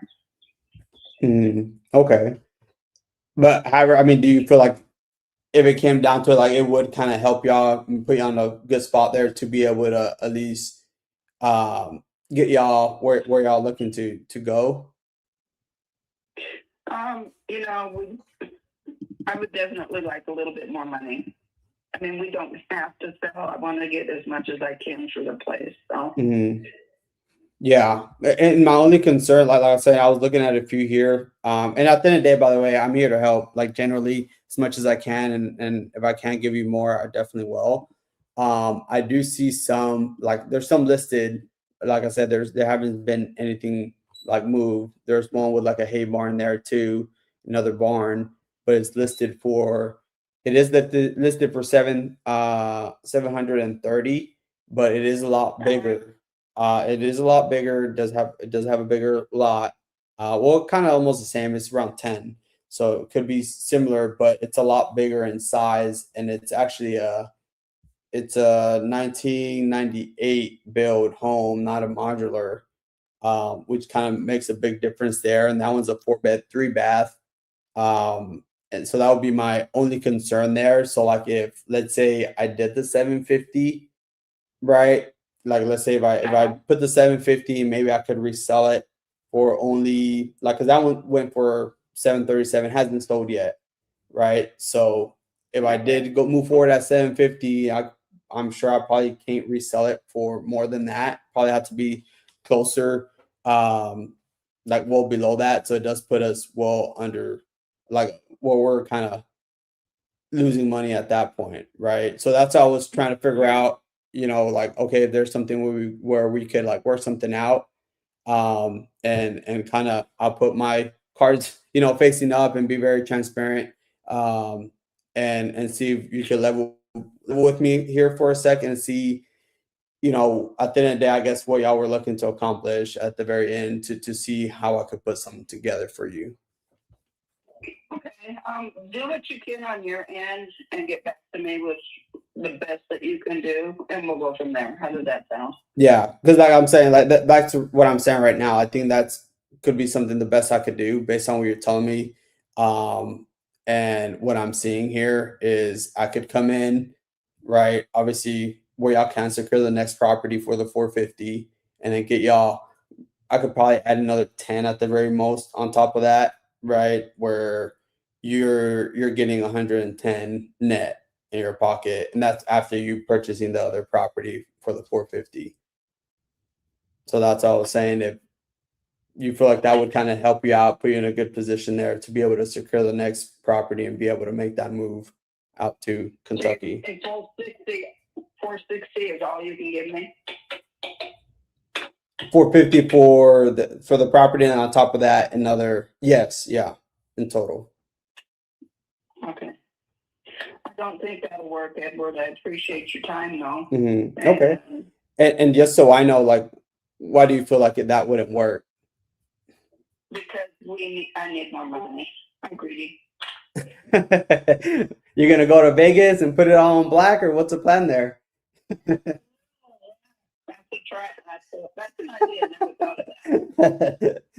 Or you can move to Dubai, Oh man. Well, I mean, if that's the case, like I said, I am trying to see how I could help in the best way. At the same time, like I have to at least be able to keep the lights on as well. I would say if y'all have time, like obviously it sounds like y'all don't need to sell it. I would maybe suggest listing it and see, what kind of offers you get on the market. Maybe you get a little bit more. I'm not sure, but what I do know based on kind of our conversation, what I'm looking at here, I think that would be the best I could do, where it kind of at least you're able to buy the next property at 450, and you have another 110, where it gives you enough to, for the moving expenses, and at least have some more money in your pocket, which sounded like that was kind of what you were looking for at the end of the day. Is that correct? Correct. Yeah. I'll let my husband know what you said, and can I keep this on file and call you some other time if I need to? Absolutely, yeah. Discuss it with your husband. Obviously, this is a big decision. And I guess just to see if maybe I could help. I mean, do you think he'll have any questions that maybe I can answer, or I could maybe help prepare you for? Nothing right now. I'm just I'm having a bad day, so. Oh, I'm sorry. It's okay. It's okay. I'll get through it. So, okay. I appreciate your time, Edward. And if nothing else does, I'll get back to you. Okay. Yeah, sounds good. Well, I appreciate you taking my call, and I hope you have a great rest of your day. Hey, you too. Thank All right. Bye.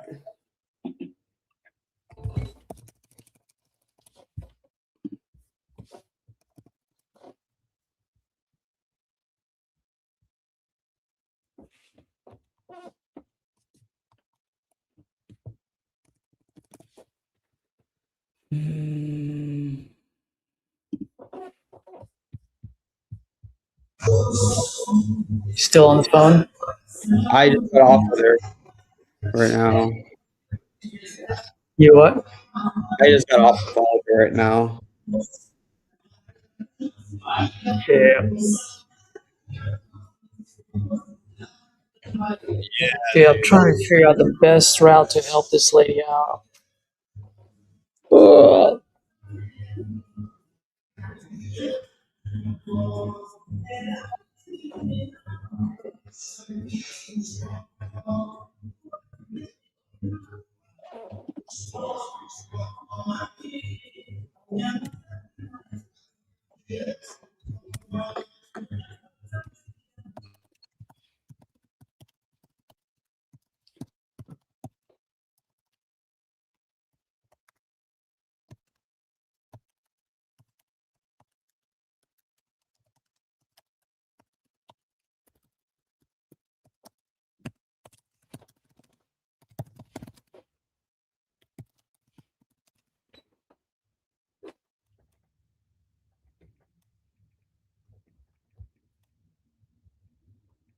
Dude, you remember that guy yesterday that I talked to? He said he was gonna go swim by it. He was like, it's been on my Oh yeah, that on he's my been. desk for 5 years or whatever. Yeah. Yeah. What was his name? Brian. It was It was Brian. Brian. Yep. I remember. It was, wasn't it? Yep.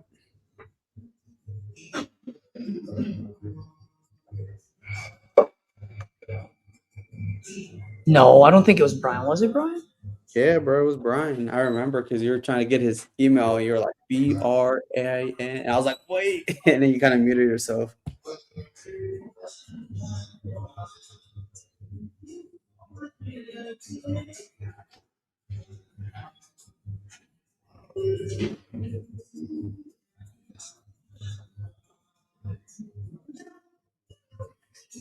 I think there was another guy. Oh. Was it maybe Eric? I remember that Eric. I remember Brian. I think it was him. I don't know. I think you might be right.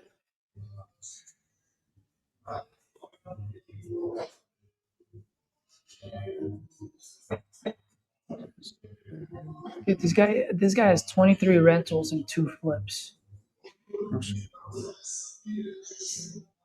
Let me call this.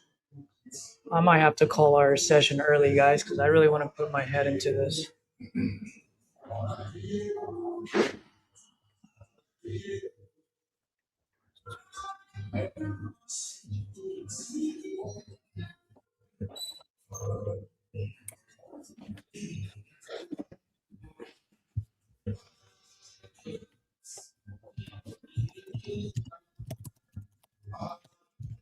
Your call has been forwarded to voicemail.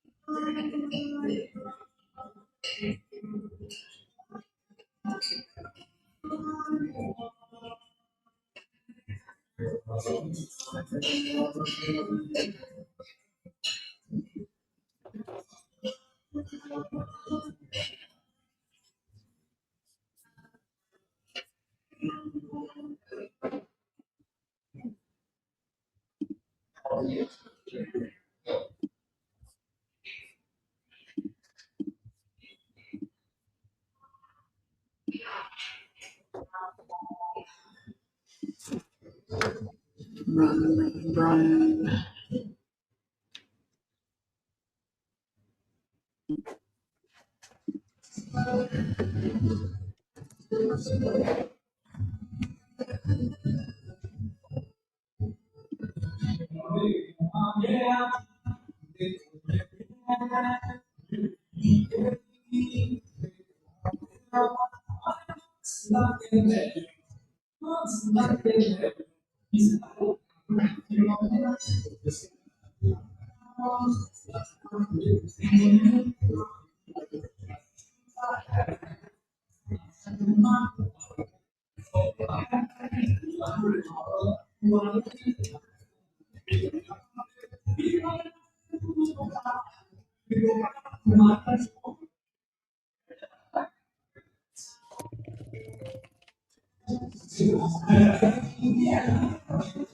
To voicemail.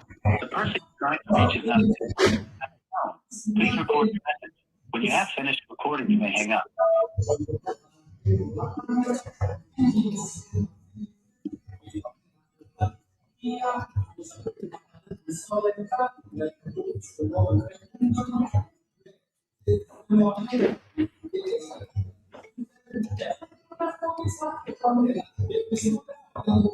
your name and reason for calling. I'll see if this person is available. Hello, this is Edward.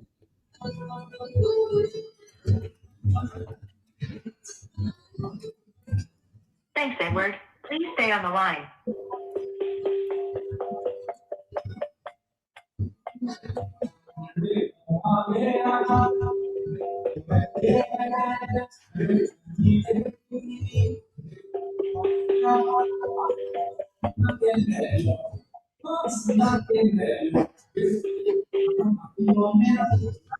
This person is not available.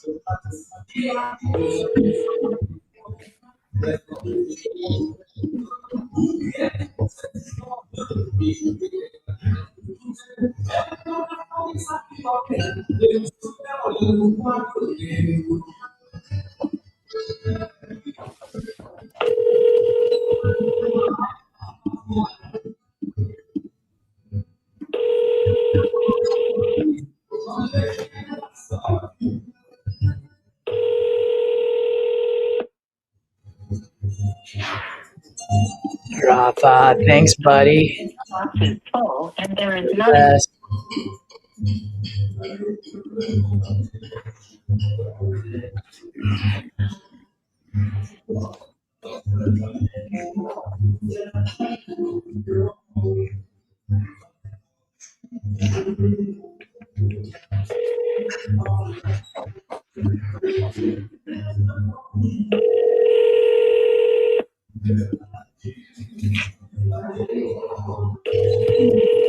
Calling this Red Panda lead that hasn't answered us.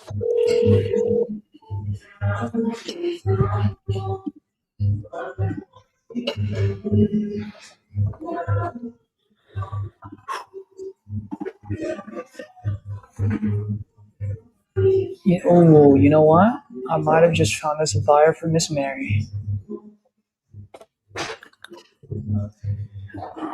Might have just.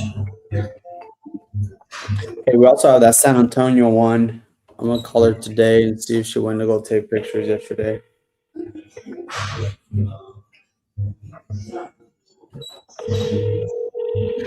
Morgan, let's fucking go, Morgan.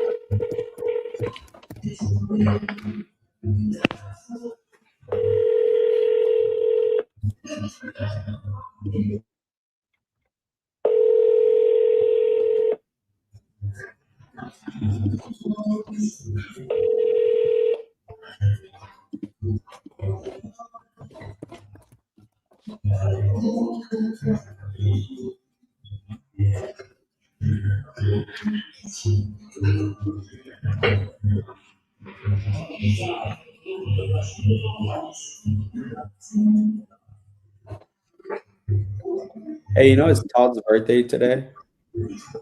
Is it? Yeah, I saw it on my Facebook. That's why I told him happy birthday on the message. I'm gonna give him a call right now. Let's say hello to YouTube.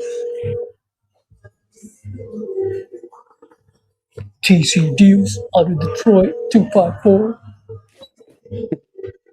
I remember because I'm calling a guy named Todd right now.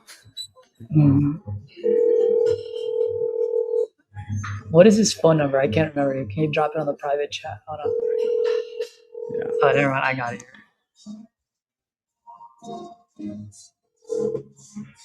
Hi, this is Todd. Please leave your name, phone number, and the property you are calling about, and I'll call you back today. Thank you. Todd Chun, TC Deals, Mayor of Detroit. If you guys want your deals moved, give Todd Chun a call, 248-497-9195. TC Deals, 248-497-9195. Mr. Todd Chun, just want to wish you a happy birthday. In front of everyone on YouTube, let's go. Send all of your Detroit deals to TC Deals, 248-497-9195. Oh, that's good. Bro, he replied back to her text. So there's a feedback for that one. Oh, So Todd he did? rescheduled for this Friday. Okay. He said the tenant was not there, and he called them because we had the phone number, and and apparently he had no idea, so they had to reset it and reschedule.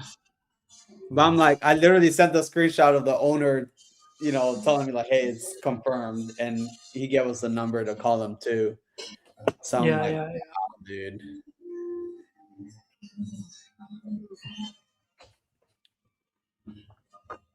Jeez. Folks, this is the life of a wholesaler, always solving problems.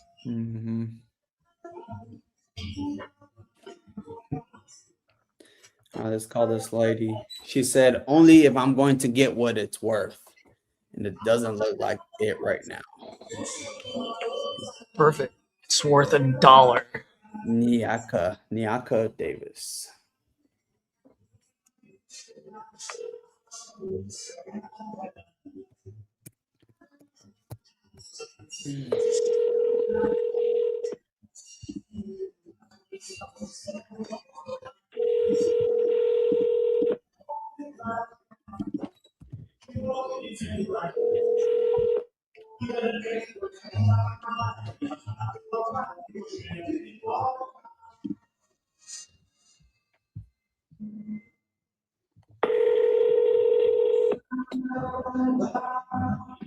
Hello?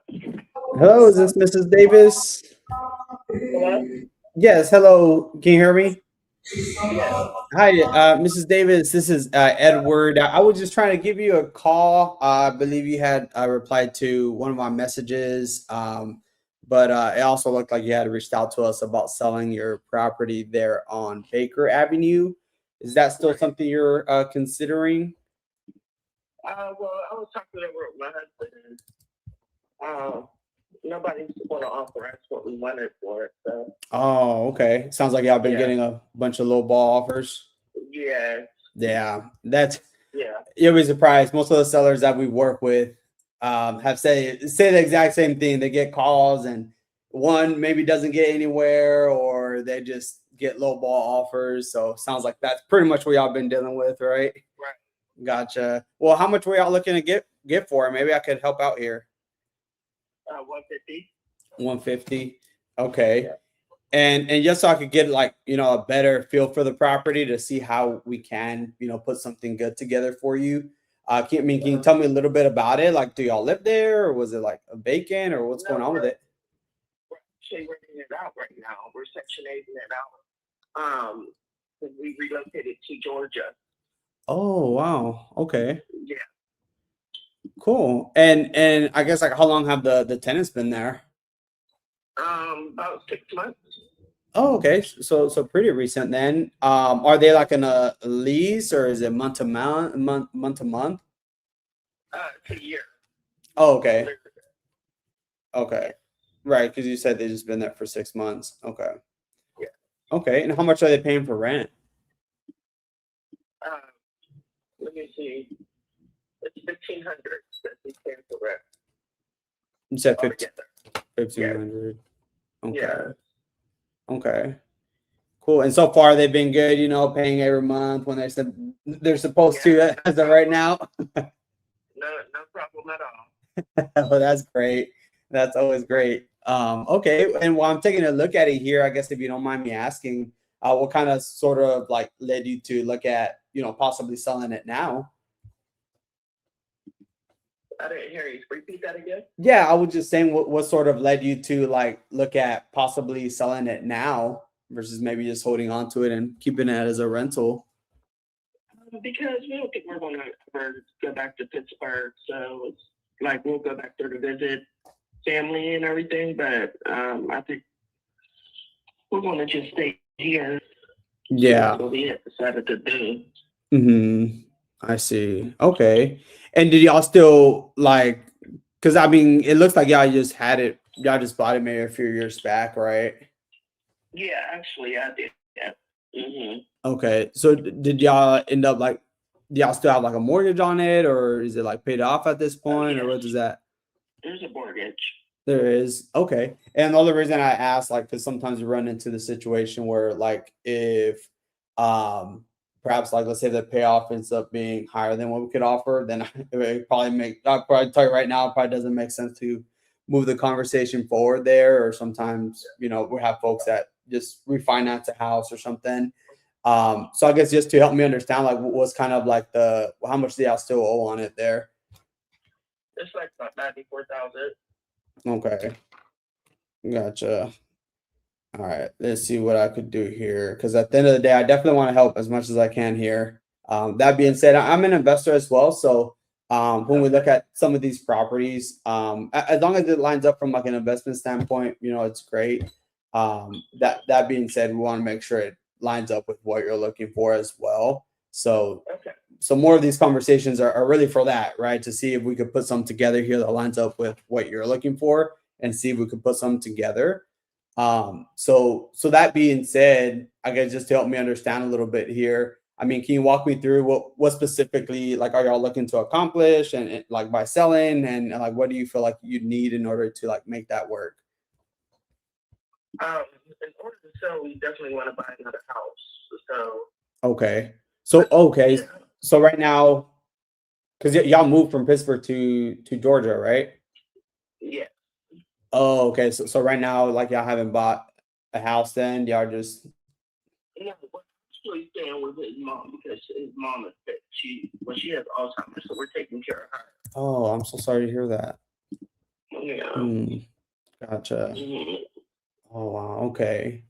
And I guess that right now, I guess what was kind of like a plan there? Were y'all gonna? I guess are y'all looking for another place right now, or at the moment y'all just kind of staying there just to? We're just still staying here saving money because we both found jobs and everything, and he's a CDO job. I'm a nurse, and we got her in daycare, so it's working for us right now. Right. Okay. Gotcha. And so I guess right now, like you're saying, y'all sounds like y'all are saving up and stuff. I guess how much are y'all looking to put down on the next property just to see how we could help out and see if we could put something together for you guys here? At least 30,000 down. Okay. And have you already looked at some out there already, or? Okay. Yeah. Okay. Let's see here, and bear with me. I'm taking a look here. And the one here on Baker, does that one need any work? What does that look like on the inside? Everything was remodeled. What about it?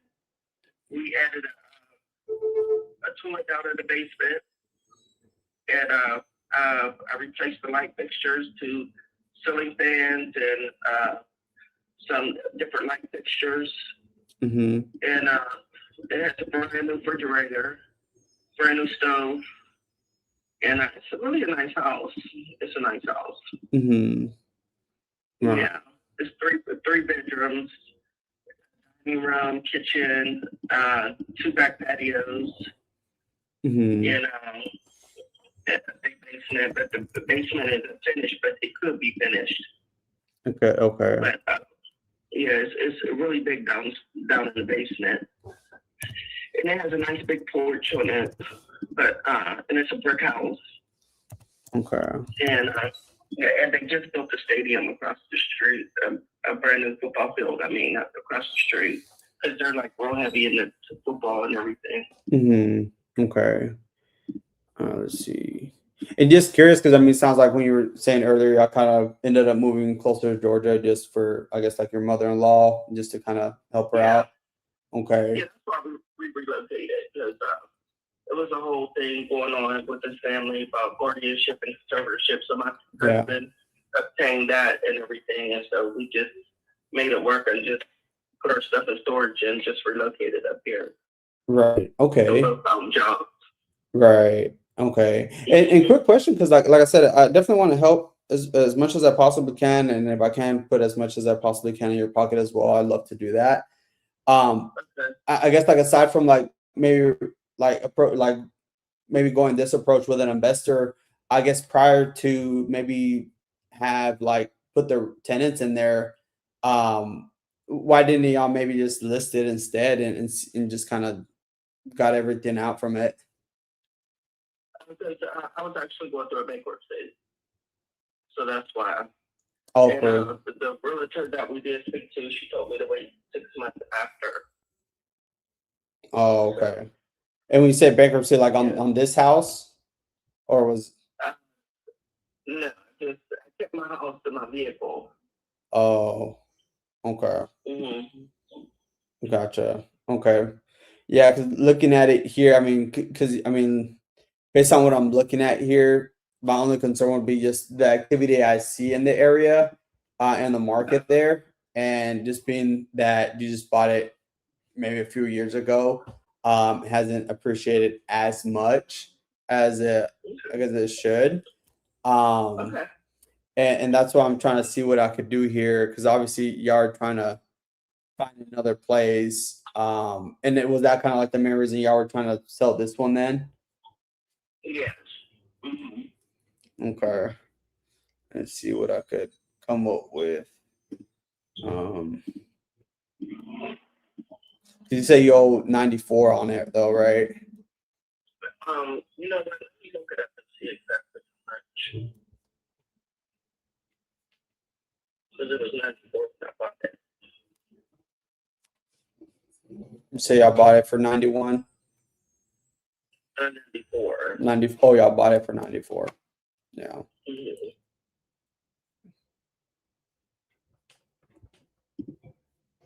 Yeah, because it's been a few years. I'm sure y'all paid it down at least. Yeah. More than that. Let me see.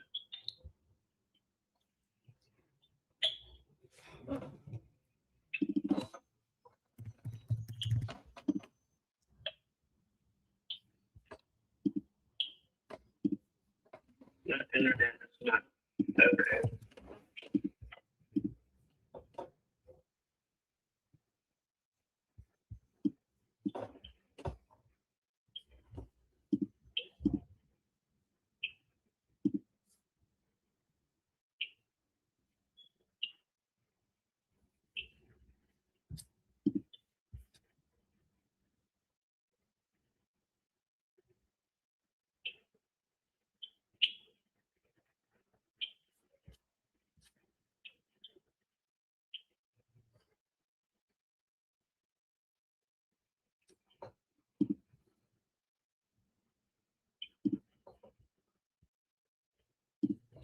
Just 1 second. Yeah, no worries.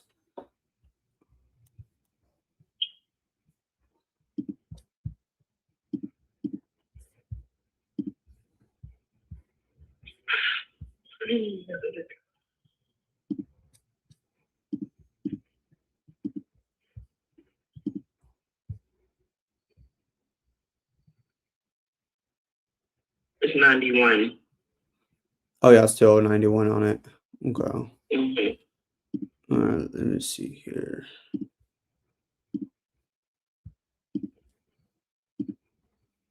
And we are planning to buy here like next year or maybe the following year, or what did that look like? Yeah, probably in about a year or two. Okay.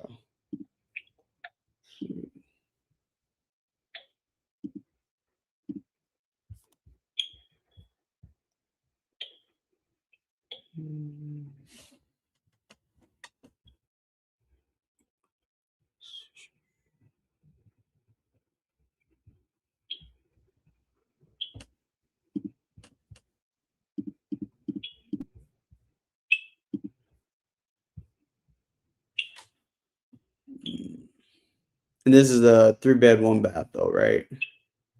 Yes. Okay.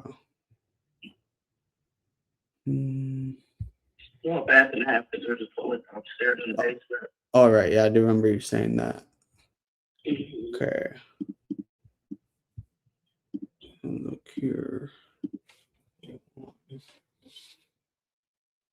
And you said their lease expires in 6 months then? In November, yes. This November. Mhm. Okay, let's see.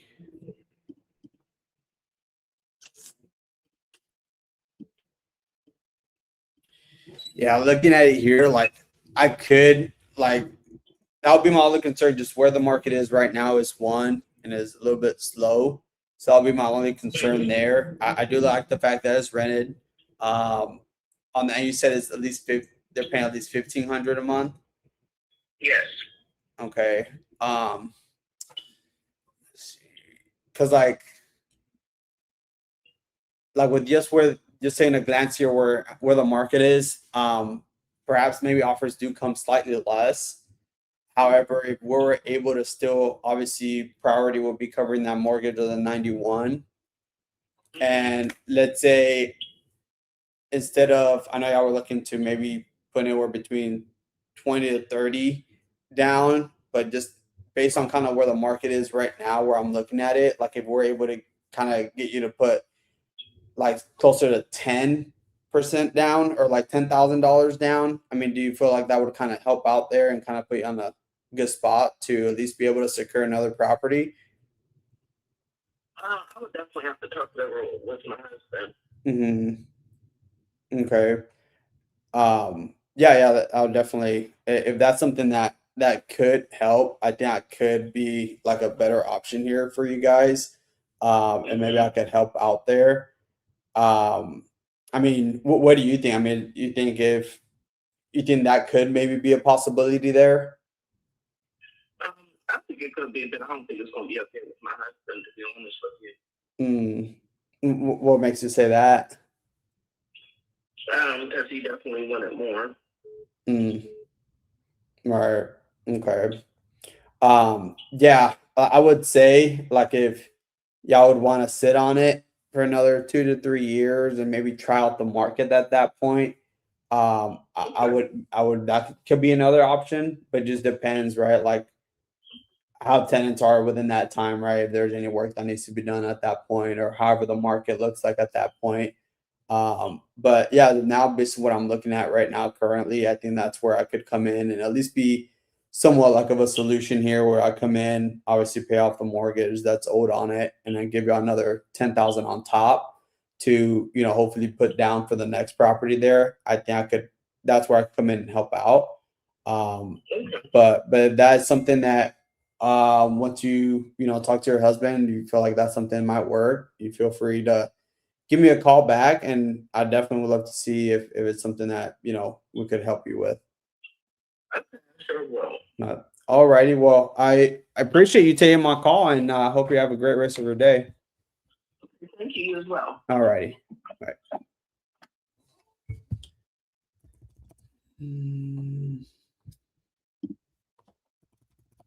Okay.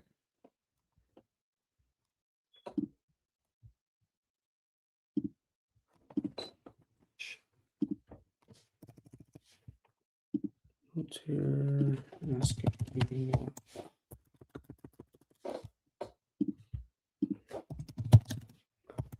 50 offered 100K.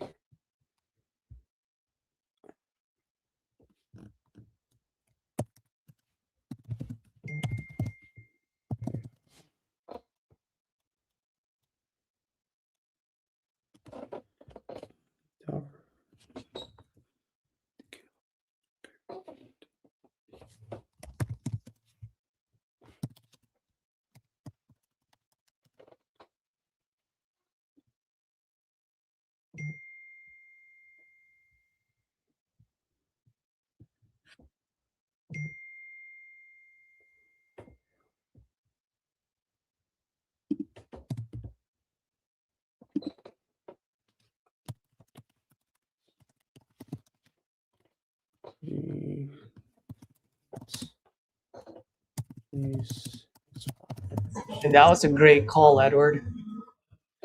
Thanks, man. I'm on hold right now. I actually do want to talk about it in a little bit once I'm done talking to this, but I do want to point out, I want to get your honest opinion. I was in and out, but there were a couple of times when I heard it, and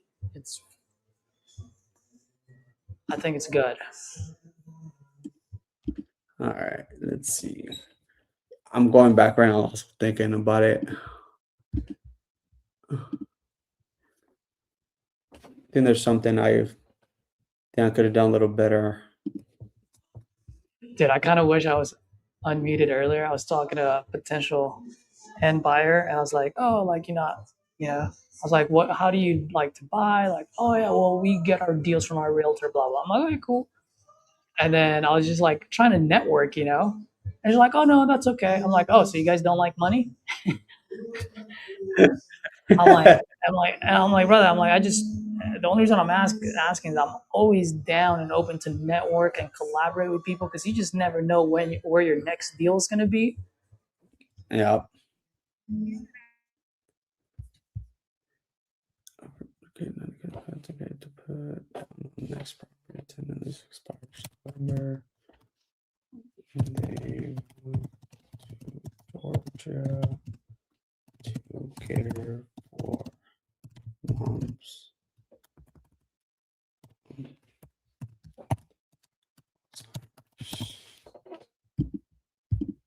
Dude, that's like the second seller I speak to where someone in their family has Alzheimer's.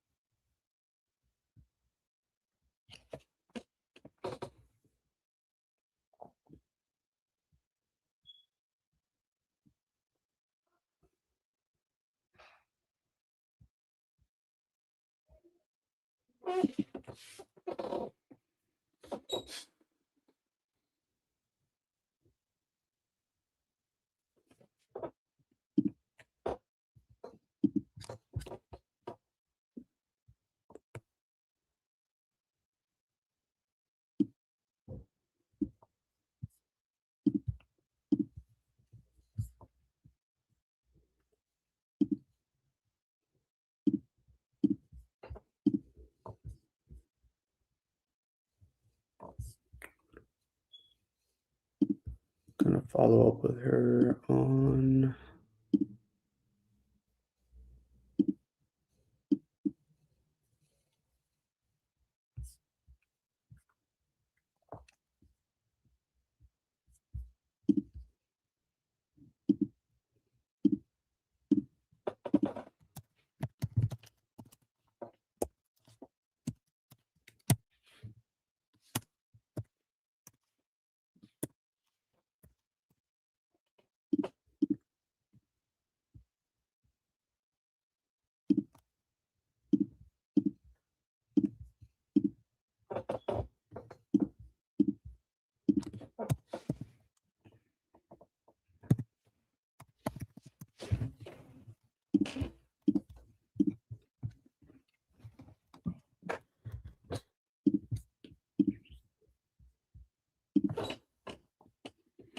Okay, Jenny.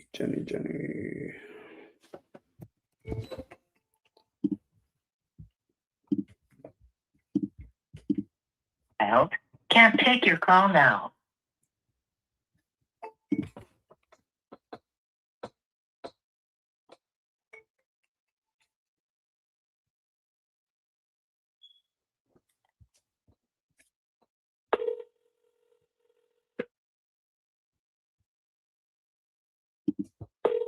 West Virginia. I'm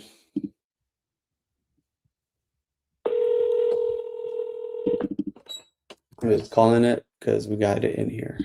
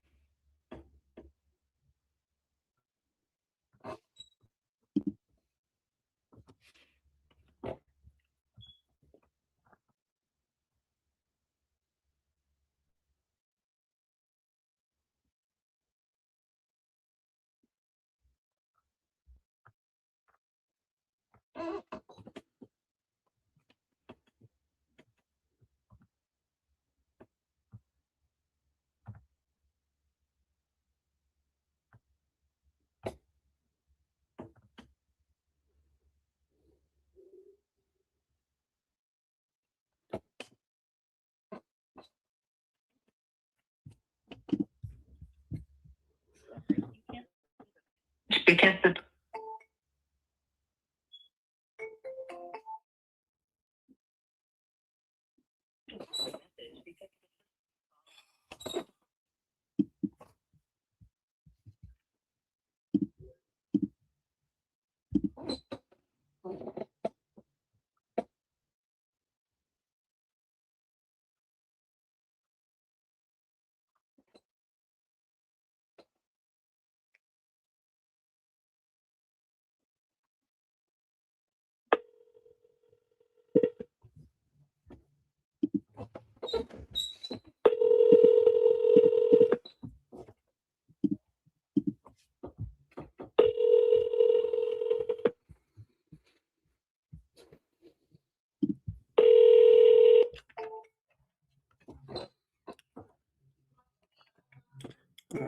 This one seems like a good one. If you would only pick up.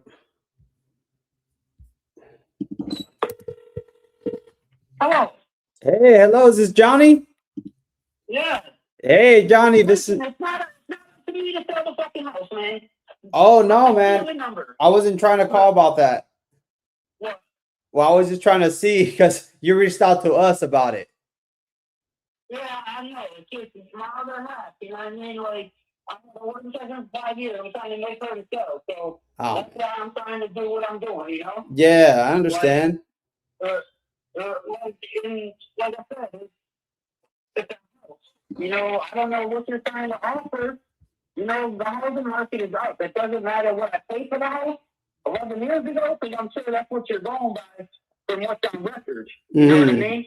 Yeah. So that's what I'm saying. You know, you're not going to get a house for 20,000, 50,000, nothing like that. I mean, I know what my neighbors have sold for, 187,000. So, you know, I know what my house is worth.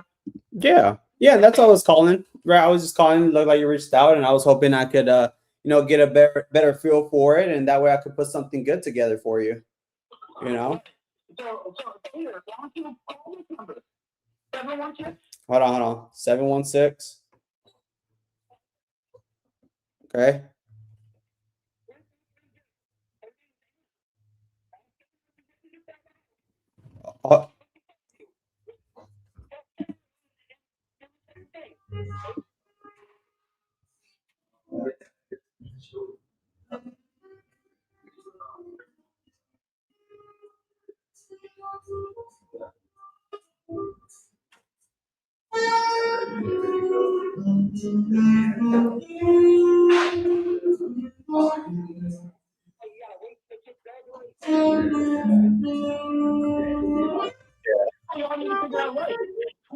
Well, Johnny, I have a solution for you then, because it sounds like.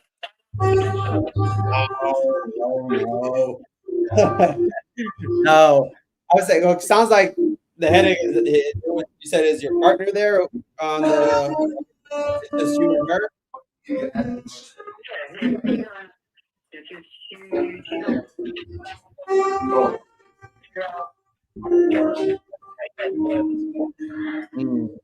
Okay. Well, what if you just sold your share of it?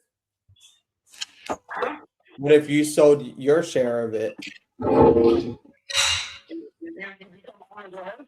I would have to at that point, and that'll be my problem.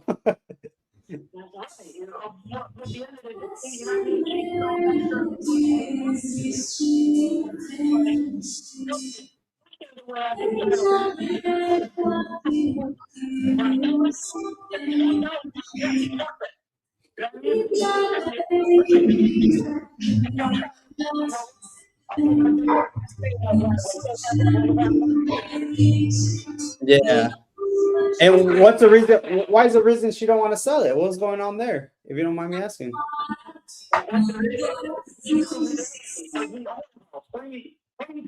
know, I mean, what taxes in the city of Buffalo? $1,800 for the year? That's rent.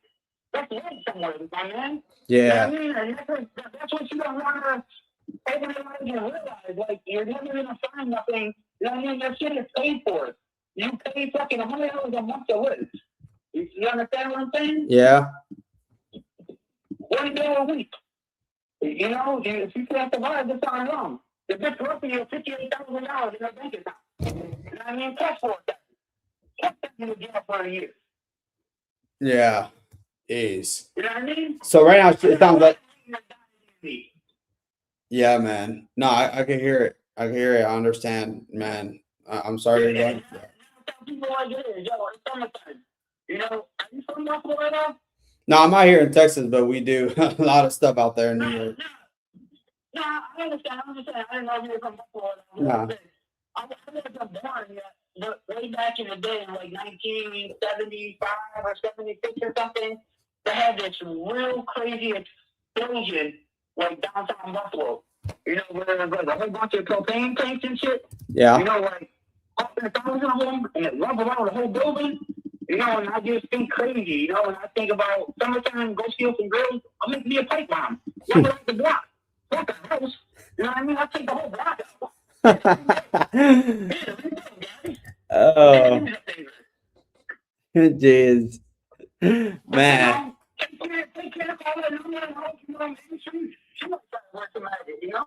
Yeah, cause she You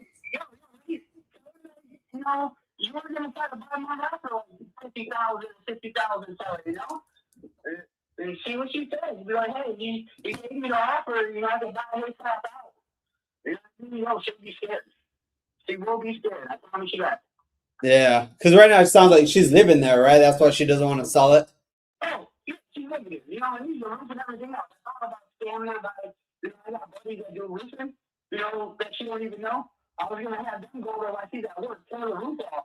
Oh, Leave the roof wide open just because she ain't got money to do the roof. Oh, you ain't got money? Oh, you told me you was gonna pay us. yeah, Now the house is roof wide open. dang. You want to play a fighter? I say how bad it burns. Yeah. So y'all don't have like any like a divorce decree or anything like that where it just they have to sell it? Nah, we were never married. That was the fucked up part. Oh, You know what I mean? It's just a shitty situation. You know, I was with her for over fucking 17, 15 years, I would say.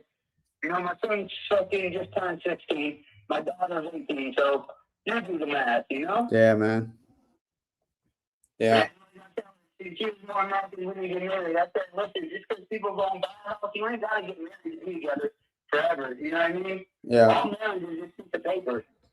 You know what I mean? This is going to be yours regardless. You know what I mean? Either you're married or you're not. It really don't matter. Yeah. Man, well, I'll see what I can do here and see what solutions I can come up with, and I'll give her a call. And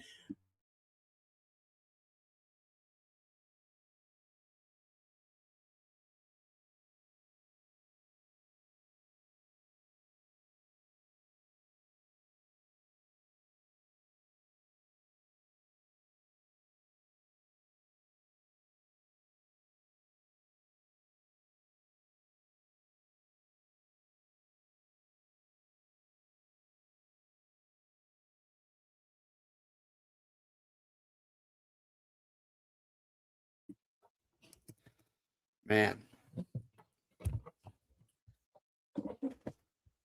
that one I'm not sure I could do anything because the wife is on the deed, Caesar. So what is it? The wife is on the deed. And he wants to sell, but he can't because he can't sign off. And at first, I thought it was like an inherited type property where she was trying to get rid of it, and the other person didn't want to. And I was like, What state is this? this is in New York, attorney state. Did they buy it when they were together? Yeah. So So they're you not got married. That's the thing. They're not married. they were never married? They were never married. So that's why I asked, like, if there was a divorce decree. It's like, well, that's the thing. We're never married, but they're both on the deed. They're both, but are they both on the deed or just one? Oh, they are. I can see it right here. So if they're both on the deed, then you can. Why can't you do it? Or he could sell his half then. Yeah, if they're both on the deed, that means he owns half of it. Okay. Yeah. Well, that's what I was telling him. But okay. What's the CMV on it? Well, that's the thing. He didn't really. I didn't go over all that stuff just because I was gonna run it by you on that one. Because at first I thought it was a probate type thing with errors, but then once I saw that it was them on the deeds both, I wasn't sure how that was gonna work.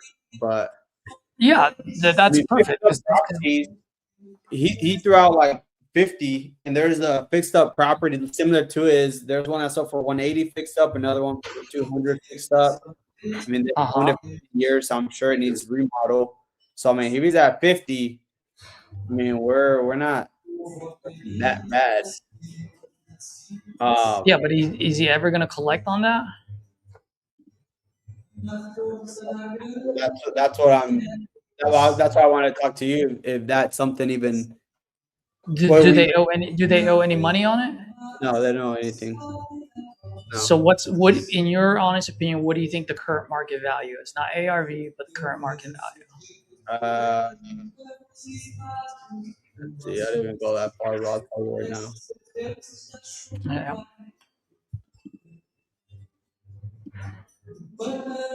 That's the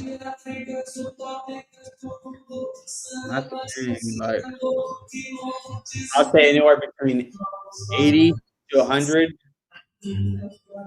All right. So then you can only afford to give them 4,000, 5,000 bucks total.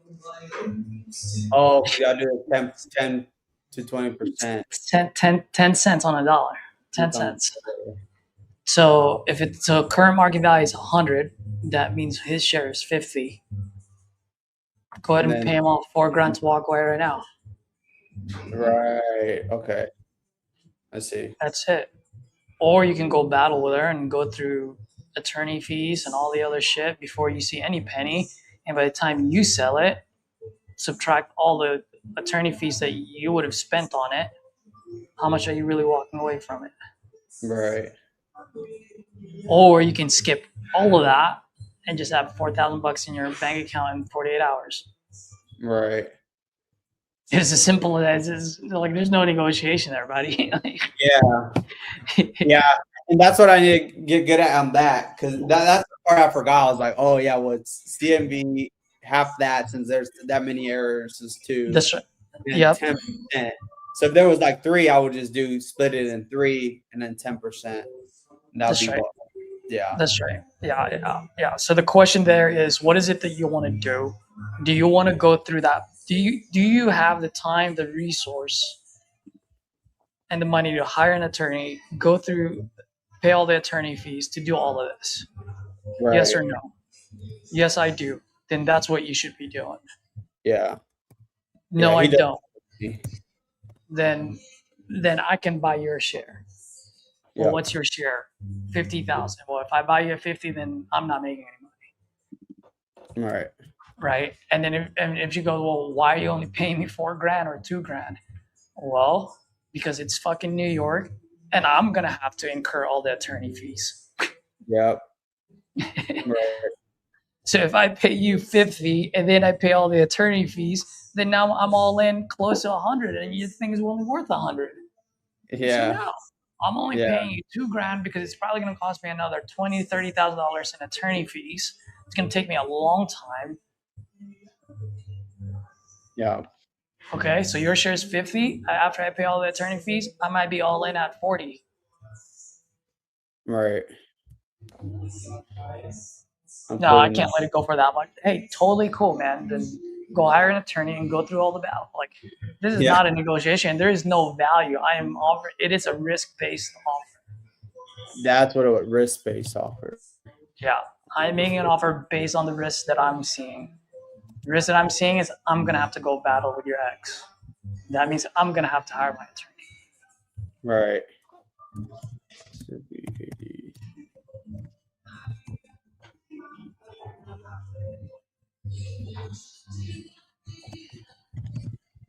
All right, I'm gonna follow up with this dude later.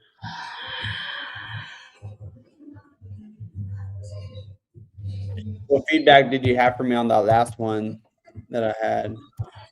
Oh yeah, that's exactly what I want to do, and then I'm gonna cut this short because I really want to work Miss Mary's deal. No, the only thing I wanted to talk to you and ask you, bro, you found a way to use my line in the beginning of the call, and does that not open up the conversation? Yeah, dude. You know what I'm talking about? Heck yeah. Yeah. Yep. Right? Because I heard you ask her, just level with me. What is it that you're actually trying to accomplish? Yeah. Yep. Yeah, I did do that, and it helps. Now, Opens them up. do you see the potential amount of time you save by asking that question? Yep. Yeah. Probably would have. That's what I saw when I heard you say. I was like, oh, I'm like, that was good. That was really good. Because then either she opens up or she doesn't, and she did. Yeah, she did. Yeah. Yeah. Tell me about Georgia or them moving to Georgia because of the husband's mom having Alzheimer's and all that on there. Yep. And then what they were looking for to do afterwards. Yeah. You know, so that's why I just wanted to comment. I'm like, it's great because it's a freaking fork on the road, dude. Mm-hmm. Right. And if she didn't open up, you probably would have just stayed on the phone for maybe 5 more minutes, and that was it. Maybe you would Yeah. have pulled one. You would have tried to pull one or two more strings, and after that, you're done. Yep. Yep. Yeah. So true. Yeah, that's Yeah, why I did it too. Because at first I didn't feel like I got enough, or maybe I felt like I didn't get enough, and I felt like I think I missed a question or so that I could have asked to open it up. So that's when I was like, okay, let me go to the fork on the road, and that's what brought it back again. So I was like, perfect, because yeah. So I've been practicing it. You've been telling me, I'm like, all right, this is gonna work, and I've been having it like back in my mind. I did it on the first one too. yeah, Yeah. yeah. And the So crazy thing is, you, like I said before, like when you and I were talking offline, like you don't have to like mix my style with your style, but just have it in your back pocket when you're hitting that wall, like boom, hit him with that, and it's either they open up or they don't. yeah. And I think I've heard you do that like 3 times now, and each time they've opened up. Mm-hmm. Yeah. Yeah, that works, bro. It works. Yes. Yep. Yes. Yeah. Yeah. So We it wasn't really so much of a feedback. It was more of actually a question for you, like how are you feeling about it? But you answered it already. yeah, dude. It does work. Yeah, I'm adding that. Sweet, sweet. All right, folks. We're gonna get off now. We've been on for 2 hours and 43 minutes. Hopefully, y'all got some key nuggets, key takeaway.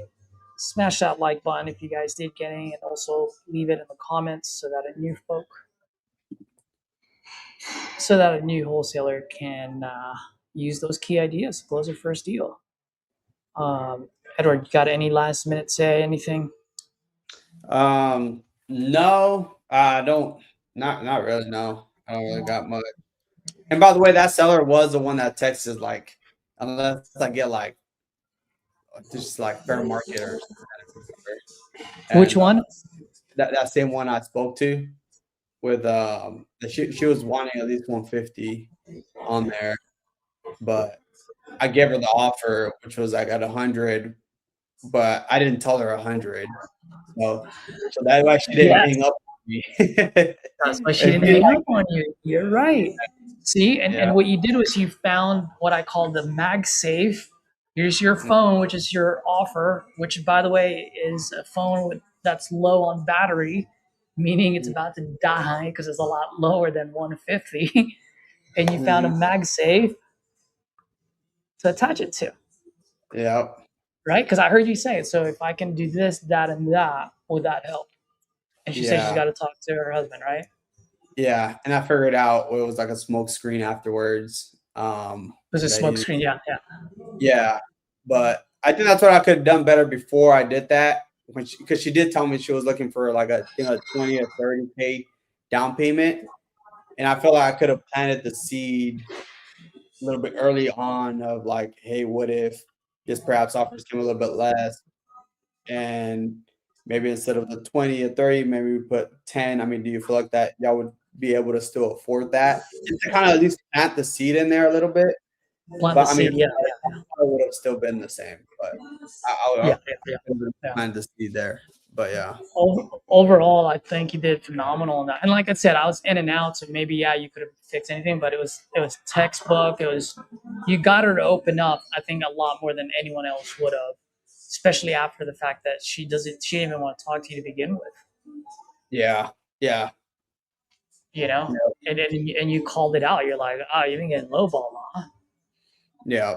And I It like was saying this beautiful. part too, whereas like, yeah, like sellers that we've worked with in the past, has said the exact same thing that you're saying. Like they get a lot of calls, low balls and all this stuff. And kind of I try to like kind of lower their guard that way. Let them know, like, hey, people that we work with said the exact same thing you did and we work with them. So yeah, I like positioning myself there to lower their guard a little bit.